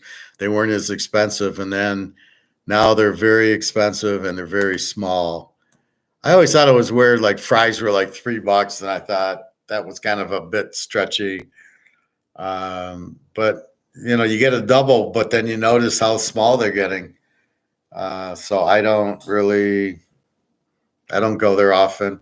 I don't go to. I go to the grocery store at $5 a pound, and I get 3 pounds, and I make 9 hamburgers probably every 8 or 9 days. In between that, I'm cooking chicken breast or salmon, and once in a blue moon, I'll get Chinese or something. But Five Guys and fries, McDonald's, Wendy's, there's really no point in it. I can go to Coney Island, sit down, and get a $6 hamburger that Five Guys and fries selling for 8 or 9. And I'm not getting a half pound of meat, and I'm not eating there. And it just seems like it's just more expensive. But where it used to be a big burger is now not. So I don't think I'm getting value on it. But a shopping mall, you got to understand, somebody owns it and they're paying rent on it. And so they're trying to get people to come in who then will pay their rent. So I own it. I got rent. I sublease it to you. So now, McDonald's comes in and they pay me rent to be there. And I want McDonald's because now I can get other stores to come in because a McDonald's is there, or a jeweler's there, or Saks is in there, somebody to draw other people. So I like that. But it's about to blow up on the 11th. All these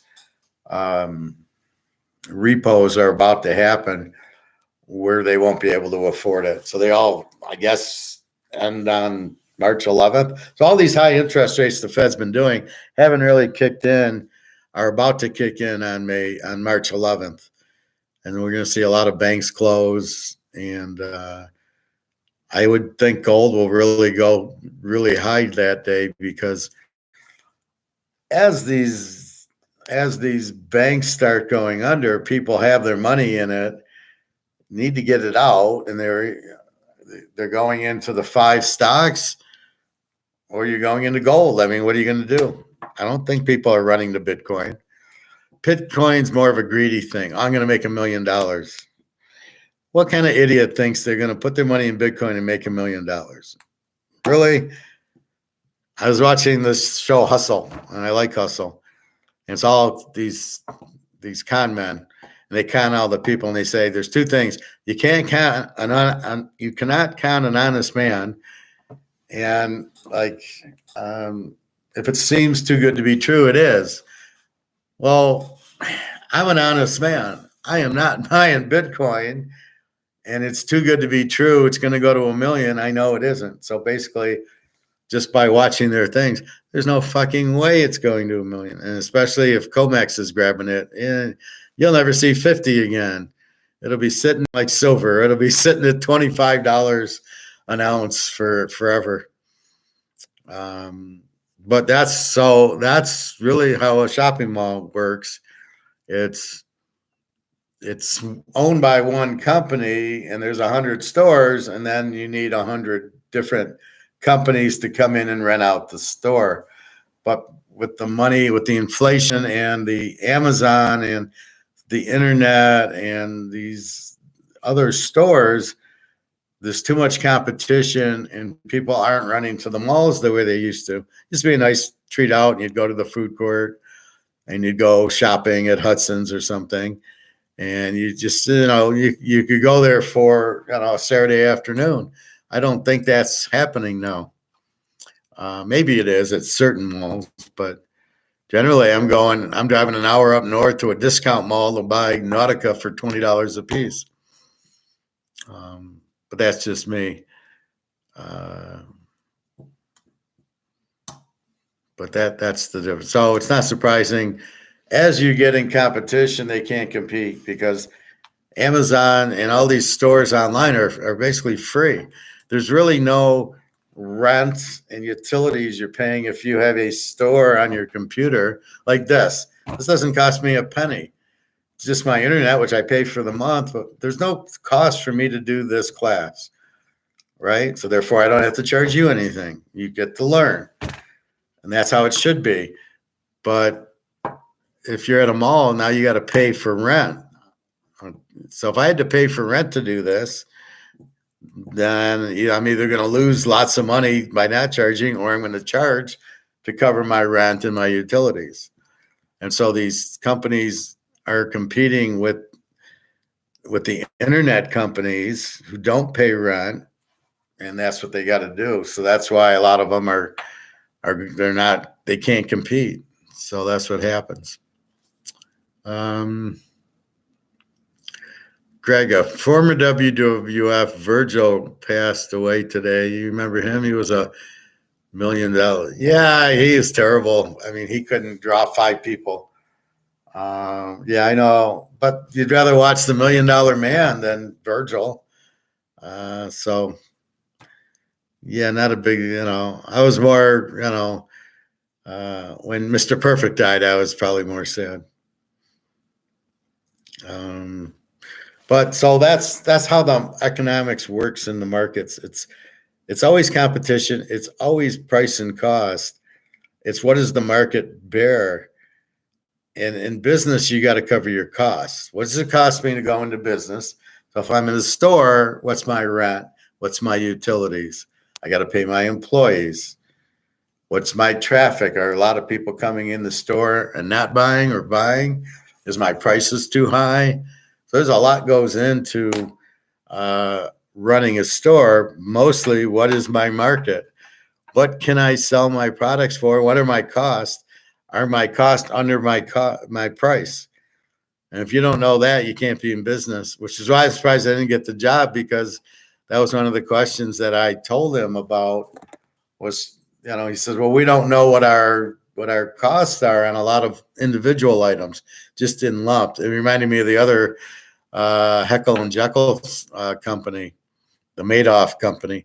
And so, I said that, well, the one thing you got to do is you got to learn your costs on each product, and then you got to learn the market price and see if your market is more than your cost for the items. And the items where the costs are more than the market, you got to get out of, because you're losing every time you sell it.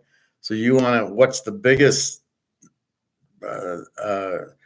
income are we making? Where it costs $100, it costs $5 and our profit's $100. That's what you want to be concentrating on. They didn't even know their cost on their items. Yeah, but we don't want you, Howard. So stupid. That's a guy who doesn't know what he's doing, the VP. But anyway, so that's really what's going on now with this inflation, and it's hard to, your sales are down because you got less people buying, and there's less, and since prices are higher, if you buy A, you can't afford to buy B. So if I go to the grocery store, I got $100 to spend. Well, buy bread and peanut butter and jelly and chips and cookies and fill my cart. I can't do that now. So let's say I could buy 100 things at $1 each. Now they're all $4 each.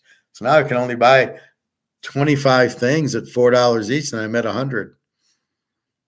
So there's a lot of shit that doesn't get bought on the store. That's a lot of shit that people getting laid off because if Nabisco and Coca-Cola aren't selling, their prices are down, everything's down. They're gonna obviously their stock will be down, and they'll start laying off. They can't make profits, and that's what you got to understand and worry. That's why I say get out of the market. No stock's going to perform well, and then you have the whole idea of these companies trying to find sales somewhere. Well, we'll have it at between 2 and 4. We'll have a lower price so we can make sales. Whatever you think you make there, you're going to lose in your dinner time. People will just come earlier and buy. They would go there. Like, I don't go to Wendy's anymore. I used to a lot, but then now I do my diet and I don't. And so I don't go to Wendy's. So you have part of that too, is the diet and staying away from the carbs and stuff. But a lot of it is just, I'll go at 4 and save $3, and I got a family of 4 to feed. Then I do, why would I wait till 6 and pay $2-3 more a burger when I can go at 3 or 4 and get a whole free meal, because I'll save $12 on the burgers and fries. That'll pay for the meal. So that's what I got out of that. Let's check what's going on with our gold.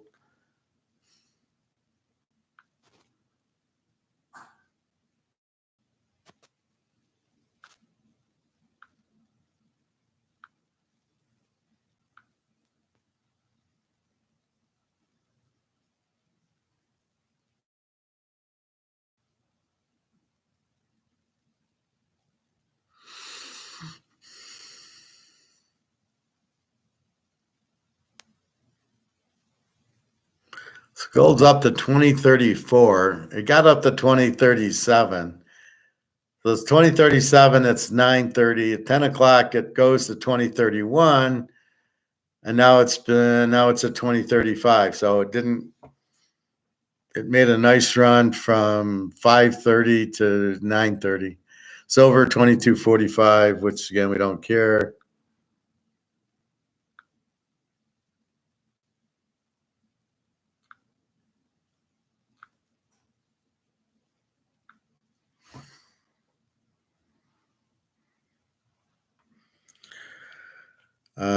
Was there any videos we wanted to look at?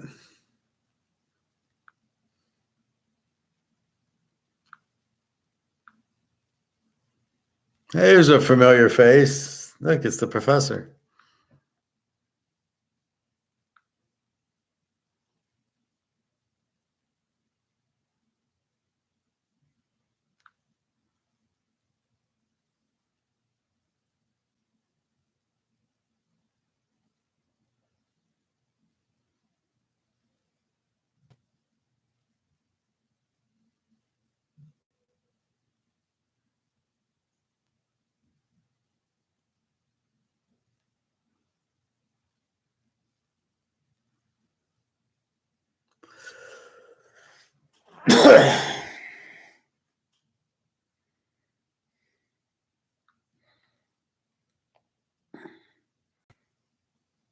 Nothing really new on my videos. I got to watch some more.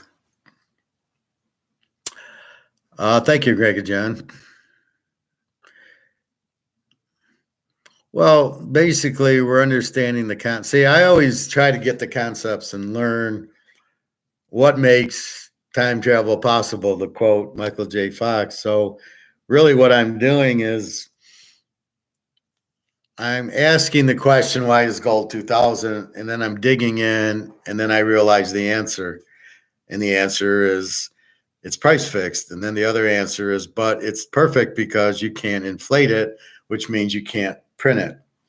So those are the concepts of gold that I try to teach you so you buy it. And if you can buy something similar, go ahead.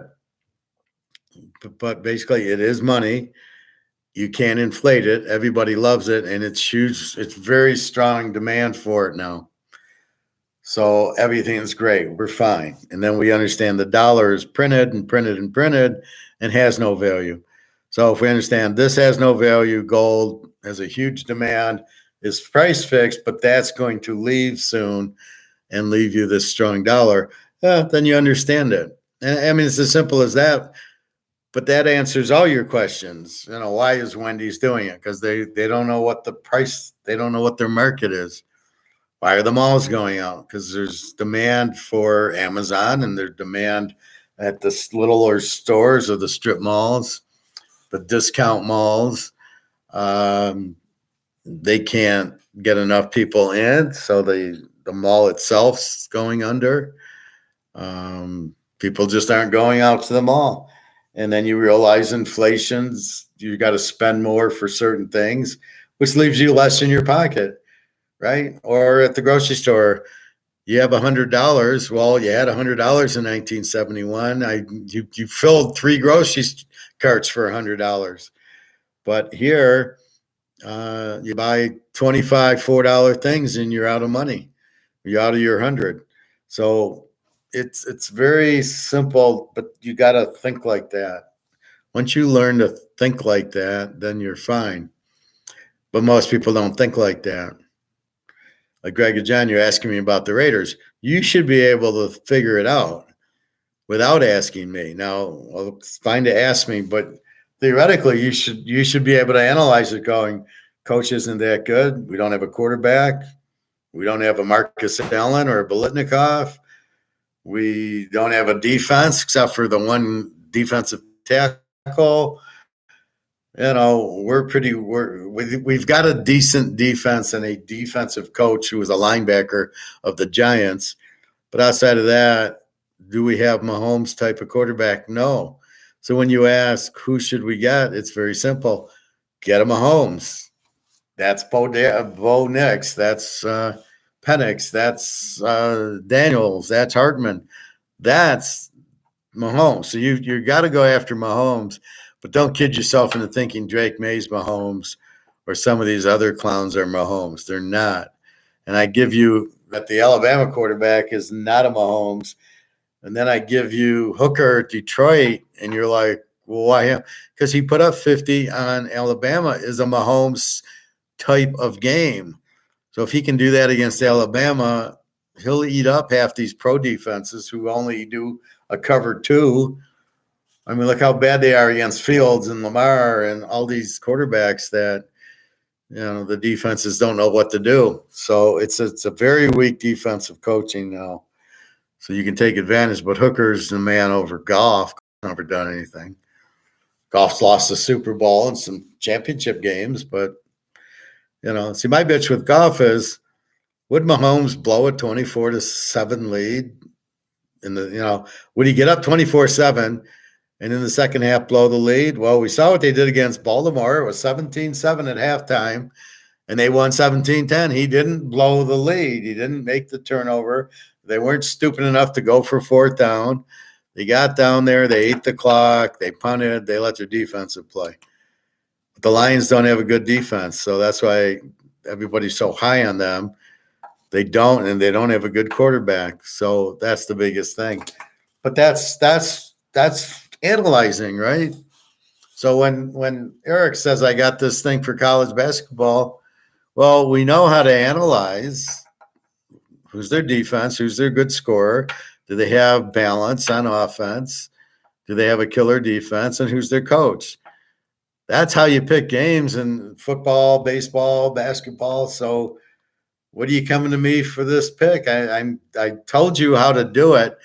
So you're not listening or understanding what I'm saying when I pick a football game. That's your fault because you'll never get this kind of knowledge anywhere else. People are just salesmen trying to sell you. I'm not. So that's the problem. I'm telling you, I'm teaching you how to fish so you can fish for a lifetime instead of if I give you a fish, you can eat for a day. So the story goes, if I give you a fish, you eat what I gave you. But you know what? If I teach you how to fish, you can go out every day and catch the fish, and you can eat every day. That's the idea, and that's what I'm trying to do here. So you got to understand. I mean, you got to understand it's a class. That's why I call it a class. And I think Eric's struggling with that concept, as is quite a few people who aren't getting the fact that this is a class and I'm the teacher. So you've got to either listen and ask me what am I doing or how am I doing it, because I'm winning, because I give you KC's going to beat Baltimore, and they do, and KC's going to beat San Francisco, and they do. So you got to give me credit for telling you who's going to win, and then they win. So you should be learning from that instead of off on your own tangent going, yeah, I think this basketball game is going to win. Well, why are you asking me? I taught you the technique. Use it. Do they have a killer defense? I don't think so. Do they have a good balanced offense? Do they have a good quarterback? How's their coach? Is it a must win? Where's the game at? And they lost by 11, I think. So I wouldn't have bet it. But I don't want it on here because I don't want Greg and John to bet the game. Well, it was on the professor's chat, so therefore I bet it. Well, I didn't give it though. So you can do that with games I give. Oh, the professor gave KC to win the Super Bowl. I'm going to bet it. Oh, and we won. How about that? See, if I give it on my class and you bet it and you win, okay. But it's me giving you the game, not somebody else. So just that's why I'm against it.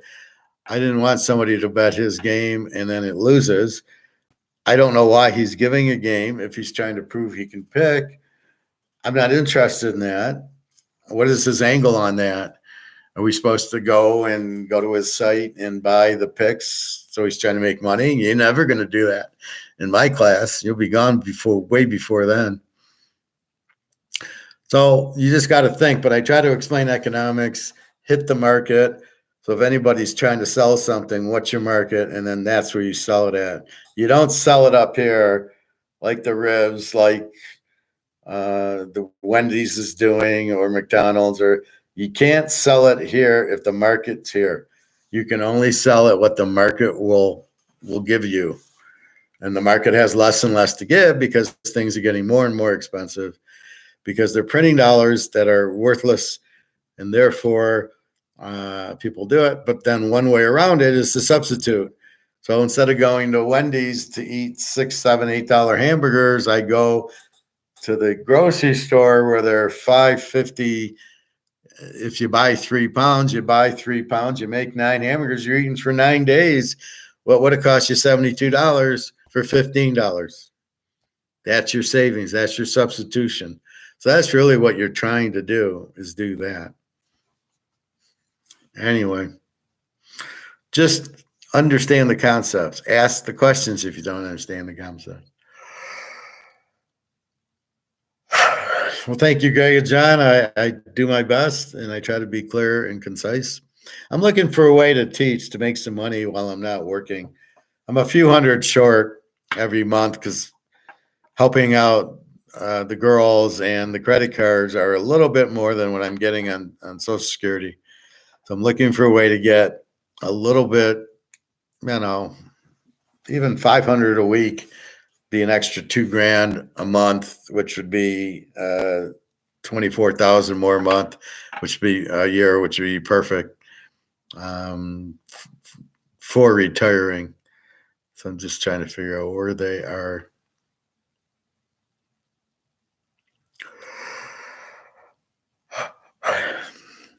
Anyway, that's really life. It's competition. It's poker. You're trying to read the people to see because you don't know what they have. So you're trying to, there's a lot of stuff in life that we're digging to try to figure out. women if you're a guy, or vice versa. And poker is another vice versa. We're trying to figure out what your hole cards are. And we're trying to get you to tell us, either by actions or words, or watching the TV, what you've got, that with the boards help you've got a power hand. And that's what you're digging for in poker.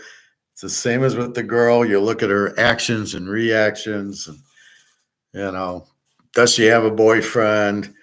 And then sometimes you go slower with them or faster, depending on who it is. So you can go slow and say hi, and that's it, and walk away. And then the next time you say hi again, now she's getting comfortable with you, and you like her, and you think she's nice. You don't think there's the peripheral boyfriend or whatever the crap it is. I mean, that was the thing at Toyota with that girl. I talked to her for 3 months. I mean, I started in November. I talked to her in November. I talked to her in December. I talked to her in January. Super Bowl was February. So, November probably not, but December and January we talked a lot. It wasn't like I just met her. So that was, that's the problem with it, right? So in the 2 months, she's not saying I got a boyfriend or I'm married or don't talk to me, or, if you were trying to be nice to me, then nothing changed. So that's the problem. So you're trying to read people you're trying to figure out what they're hiding, right? You got a boyfriend, you're married, you don't, you want to go out with me, you don't. Some people are shy, some people are aggressive, some people are stoic. I happen to be the stoic one. I was always stoic. I didn't realize it because I've always been kind of my own person and alone a lot because I want to meet stoic people. That's the biggest problem with stoic. You're alone a lot because you choose to be alone, because when you're with somebody else, like when I'm with Alyssa, she's so noisy and it's just unsettling. And then when we finally get some quiet, I go, oh, it's nice that it's nice and quiet here. And that's what I need. So with Daria, I think she'll be quiet. Jenna's pretty quiet, and we'll have the TV on. But Daria, she seems to be kind of on the shyer side and quiet. I don't know. I haven't been with her. But it's I don't speak Russian. I hope you speak English a little bit, or we'll be on the translator a lot. What is your favorite color? Translate. And then she says, oh, it's green. Translate. I mean, you hope you can at least communicate in more than that. Me and Jenna are fine. She speaks good English, although she doesn't think so.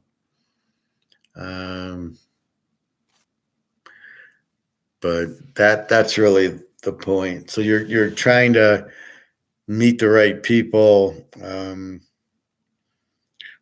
Now it's almost like you don't want a liberal person. You want somebody who likes gold and doesn't not necessarily don't like Bitcoin, but if I'm dating anybody, they're liking gold, or I ain't dating them, because I don't want to get into why you buying gold or anything about that. I am, and you gotta understand I'm buying gold. I'm not sure Jenna gets it fully, but I think she's okay when I give her gold. TK, I love the color red. Color red is a sign of power. I like the hunter green or the blue myself. I don't wear red too much, but I read that in an airplane, when you travel in an airplane, you should wear red.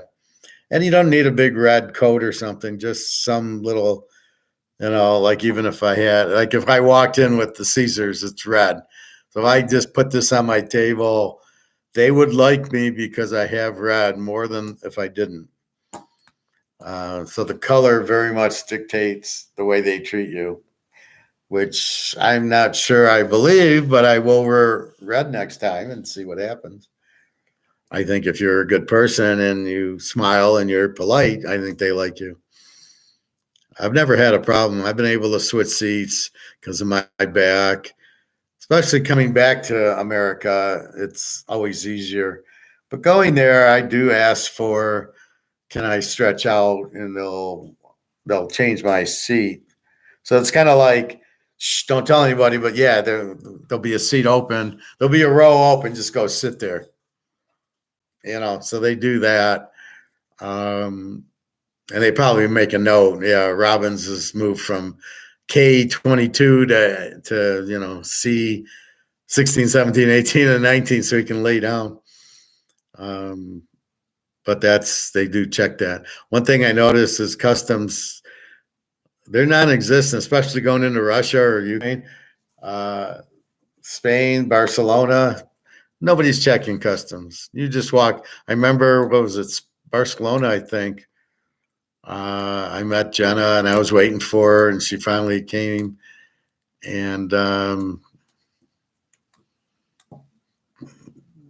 she fucked up. She was supposed to meet me. I was sitting. I didn't want to go all the way down. So I said, oh, she's got to pass me. So I said, well, I'm sitting at this store. I sat and she didn't. She got off the plane, arrived. She didn't. Where the fuck are you? Oh, I'm getting my luggage. Why didn't you tell me? So I run down to where the luggage is. I had my luggage. And we walked right out the door and got a cab, went to the hotel. We never went through customs, neither in Barcelona or Portugal, or I don't think in Germany we did. It was I think Poland's pretty strict on it, but the other ones you just walk right through and off you go. Warsaw is really tough. You got to go from plane to plane. You're going through passport and then running to the gate to try to catch your plane. So that's kind of what travel is. But yeah, I mean, everything's about gaining information and trust from especially when you're dealing with people. You're trying to, can I trust them? Are they smart or not? Does the girl like me if you're a guy? Does the girl like me? Can we go out? There's and then can we go out? Is she going to go out with me? That's why you look for the smile, or you're looking for them to know, oh, yeah, you really look nice. I like your look. You try to say something that allows her to then say, oh, yeah, would you like to go out? And, so you need some strength from the girl to catch on and say, yeah, we can go out. Not, oh, I have a boyfriend. I mean, those are the girls you run away from. But you try to get that. You're digging for information on everything. We dig for it on gold. Oh, it's Comex. Comex is the problem. Oh, and how do we get Comex out of the way so the gold price can go up? So you're always digging for information of what the fuck's going on and how can we correct it or fix it. Are we beating our head into the wall with silver, or will it go up? And that's why I present Mark McGuire and Egon and Alligator, because they're the only ones who know, not the American guys. And they will say, yeah, this is it. This is now silver's going to run because of this and this and this and brics and Comex. Brics is coming out with a gold-backed currency, which will force the U.S. to come out with a gold-backed currency. It'll force it. And then you're like, okay, fine. We've dug for the information. And sometimes there's nothing you can get. You ask a girl out, you have no idea if she's going to say yes or no. But you can't be, I don't think you can be that aggressive. Maybe I'm wrong. I think if you just meet a girl, I think it's hard to ask them no. Not because you don't know them. And I think girls need to be comfortable. But if you say hi to them a couple times and you see their response, oh, they wave or smile at you, then you can say, hey, let's go out. I don't know that you can just, maybe you can, but I mean, I certainly need to be comfortable, see if I want to waste my time. what's your view on gold? Oh, see you later. I don't. Goodbye. So there's a lot of that too, where you're trying to get feel of her, and then off you go. So very curious. Um, Daria, I think I have a good feel on. Jenna, I know I have a good. See, Jenna, I've met her a lot in for lack of a better term, in the real world. And Daria so far has just been on the internet or on WhatsApp, let's say. So on Daria, I'm waiting, but she seems that what she's telling me derives at what she means is, I believe, real.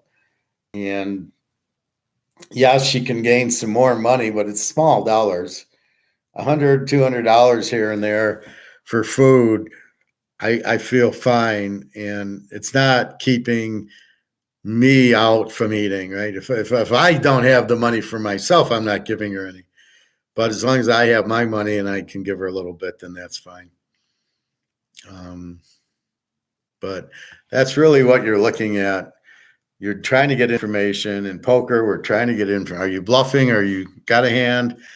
And the best way is to look at the betting and a little bit of the tone of the face and the arms, and is he relaxed or not? So you're looking for him to tell you information without telling you. I got a pair of kings. And he leans in. You're trying to see by him leading that he's got kings, not that he leans in and says, I got a kings, and then you think he's got kings.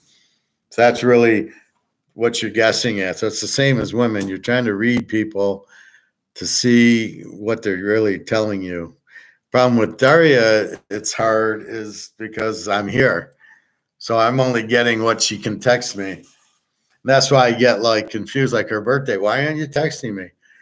And then the next day she said, oh, we went to the water park and we did this, and here's what I had. And I got roses from you, and da da da da da da. So then I felt really good that she was just busy and not doing what I would do. I would have said, hey, we're going to the water park.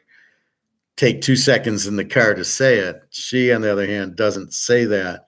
So she doesn't give that. So again, I have to learn her tells. From what I ask her and from what she tells me, we're going to be together.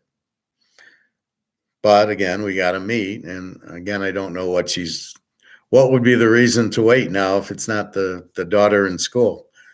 So, and I've asked her and I'm waiting, and I'll ask her again. So when is a good time for us to meet? When did you want to meet? And why? What are you waiting for? So I got to ask her those questions, which I kind of asked, but I'll ask again. And then I'll get tired of asking and say, well, then you'd be stoked. Say, well, it looks like you don't want to meet. Okay. That's okay. I'll go meet somebody else then. If that's what you want, I'll go meet somebody else.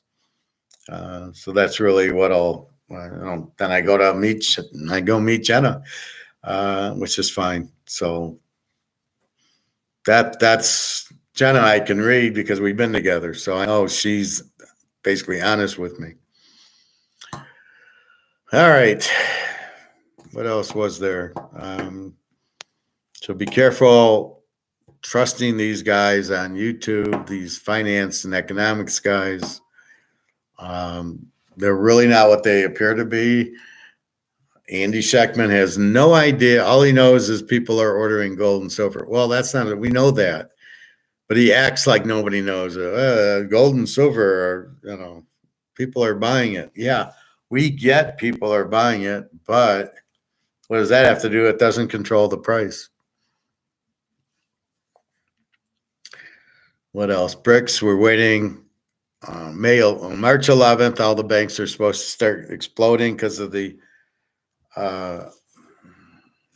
repo time, where people can't pay their houses and cars, are going to go bad on their loans and default. The banks fuck because they need the money coming in, and the difference is between here in 2008, 2008, they bailed themselves out. Again, the banks run the government. So the bank said, let's bail each other out. And then they took the money and printed it and gave it to themselves. They can't do that now because of the debt. They'll print, but the more they print, so they're trying to print 2 million for Buffy and Jody, and they'll realize they can't print it. You're on your own, boys. So that's the difference. And anyway, so that's what I already went to the club. Normally during the week, I go to the club. I think I was there at 11. Then I got Chinese, and that's why I'm on now. It's 5 o'clock, and I've been on for 2.5 hours. So I came on about 2:30. But that's what you're looking at is the banks to start going out, but they can't bail themselves out is the difference this time. Again, the banks run the government, not the other way around. And it's amazing that these guys don't get it, right? All these idiots that I show you on YouTube, they don't get it. The government doesn't run the banks. The banks put the guy in, the guy then goes and does what the banks want him to do. That's the stupid system we have now. So keep that in mind. You're not, but they can't, the more they print, the less it's worth. So if they printed $1 trillion and paid it to themselves, it's only going to be worth 750 million or billion. So it's not worth it's not worth $1 trillion. So you're starting off, as you print more, it's worth less and less. So they don't get it, but you do, and you know what they're saying is critical. You understand what their thought is, and you understand how to save it. You save it with gold. That's how you save everything. They don't have any gold to save themselves, but you save yourself.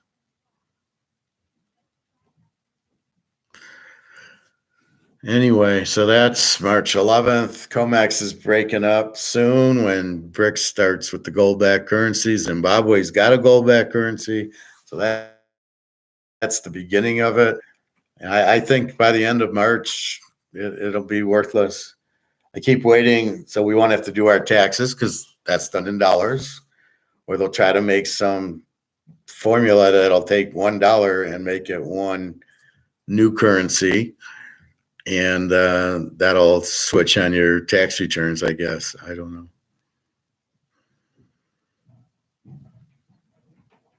So what else? I think that's it. I'm tired. So 2.5 is good. Interesting class, I think. A lot of different areas. Sometimes I play the videos and then I really can gun down Holter and Kawasaki and these guys that they're full of crap, which I like to do that because it explains us and it explains that they're full of shit, what to look out for. Again, that's the most dangerous part is trying to get information is who are you listening to? And then you'll try to understand, are they real or not, right? Are they honest? And you go, what time is it? And the girl says, oh, it's, what is it? It's 4:55 in Detroit time. And so she answers that, oh, she's honest. But she's not. So you got to be very careful that you can trust the person and they know what they're talking about. And that's kind of where it's at, that you really gotta, be careful of, because you're always trying to get the information.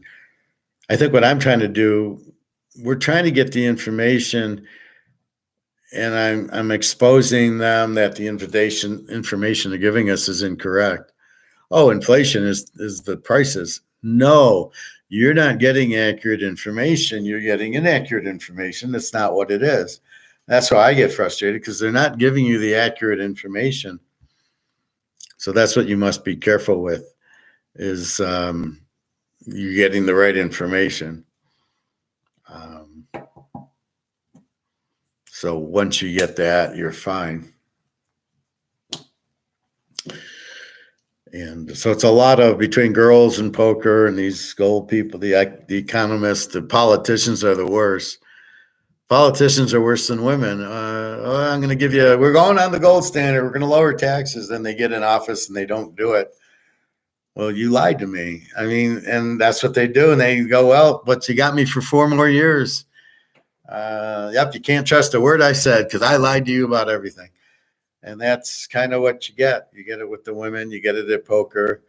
Poker, the best players are the ones that can lie the best. So they have nothing. They make you think they have a hand and they don't. And you fold because you think they have a hand, or you fold because you think they have a full house and they got a pair of nines. So this is the problem. This is what the betting does, right? The bettor can control that, and then you think they got a better or worse hand. And you've got to be careful with that. All right. I think I've had enough. Tired. www.teaserking.com. We'll start putting some baseball up, but that's a month away. Basketball playoffs, when they start, we'll have that. And hockey. Playoffs are a little bit harder in hockey, but we'll see. Because it's the one sport that's so stupid. The one seed can lose in the first round. The one seed cannot lose in the first round in football or baseball or basketball. It ain't happening. In basketball, the one seed's winning every time. Football, every time the one seed beats the 8. Basketball, pretty much you're fine. And then in hockey, anybody can win because it's just all luck. So you get the same in poker, the same with people. So you've got to be with people you can trust because people will always lie to you for some reason. That's why you get a lot of divorces. People will lie. People will want somebody else. You know, the girl sees a different guy. Oh, I like him. Or the guy sees a different girl. And then they start lying and fighting because they want to break away because they found somebody else. And this is the problem that you face in relationships and marriages. You're going to find the other people, either you or your spouse, are going to see somebody else and want to go there, which gets me to the point of, can't you have two friends? You know, or, marriage is a commitment where I can only be with one person. Well, that's not going to work.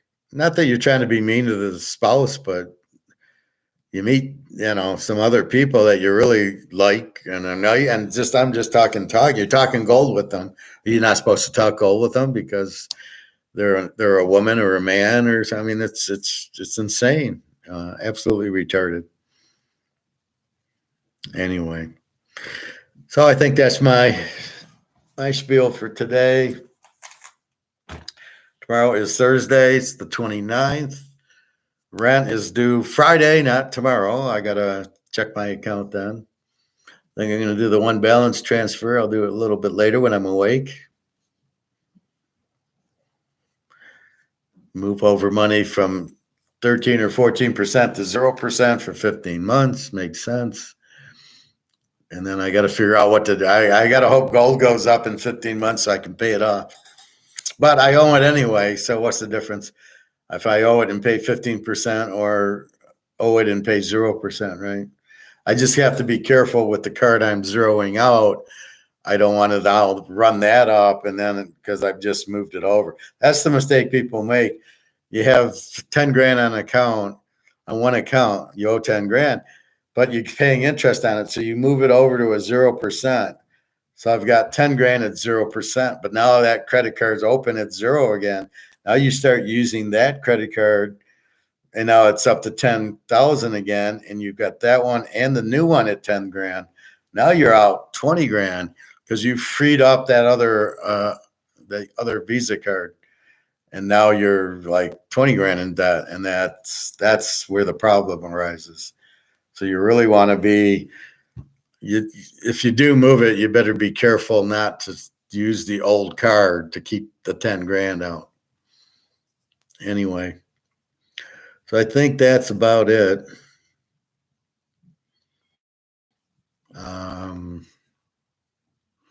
Have a good night. See, Eric, if you would tell us your analysis of picking your game, we could check that out. But again, I don't really have an issue. But this is a class. This isn't a class for you to for anybody to float. I don't want stock tips. I don't want stuff like that. I don't want it. Yeah, well, I mean, all I can do is be stoic. I asked her what she wants. She says she wants me. So all I can do is then say, okay, well, if you want me, then I got to come. Now, I did tell her when we meet, I'll get you a nice ring. And she liked that. So again, I'm getting the right response. I just don't know. And then it's me. I want to meet now. I mean, I'm home alone. I'd rather be with her. But what is she doing now? She's got a neck problem and her daughter and whatever else is going on. And she's probably doesn't feel like it. Maybe she's scared to travel. Maybe she's scared to meet me. That she could still love me, but still be scared to meet me. There's always that explanation. And then they meet you and they go, oh, what was I so worried about? Like, I'm sure that goes through Jenna's mind. What am I so worried about? The guy's a nice guy. All right. So I think that's about it. I'll look at my economics a little later. But again, buy your gold and silver now before. Just don't get all frustrated that it hasn't gone up. But don't be stupid and go, well, I'm not going to buy it until it goes up. Buy it now. It's low. It's waiting for you. It's going to jump. If you don't buy it now, you're going to be more pissed you didn't buy it now than anything else. So get something. All right, www.teaserking.com. Have a good night, everybody, and I will see you tomorrow a little bit earlier. All right, take care.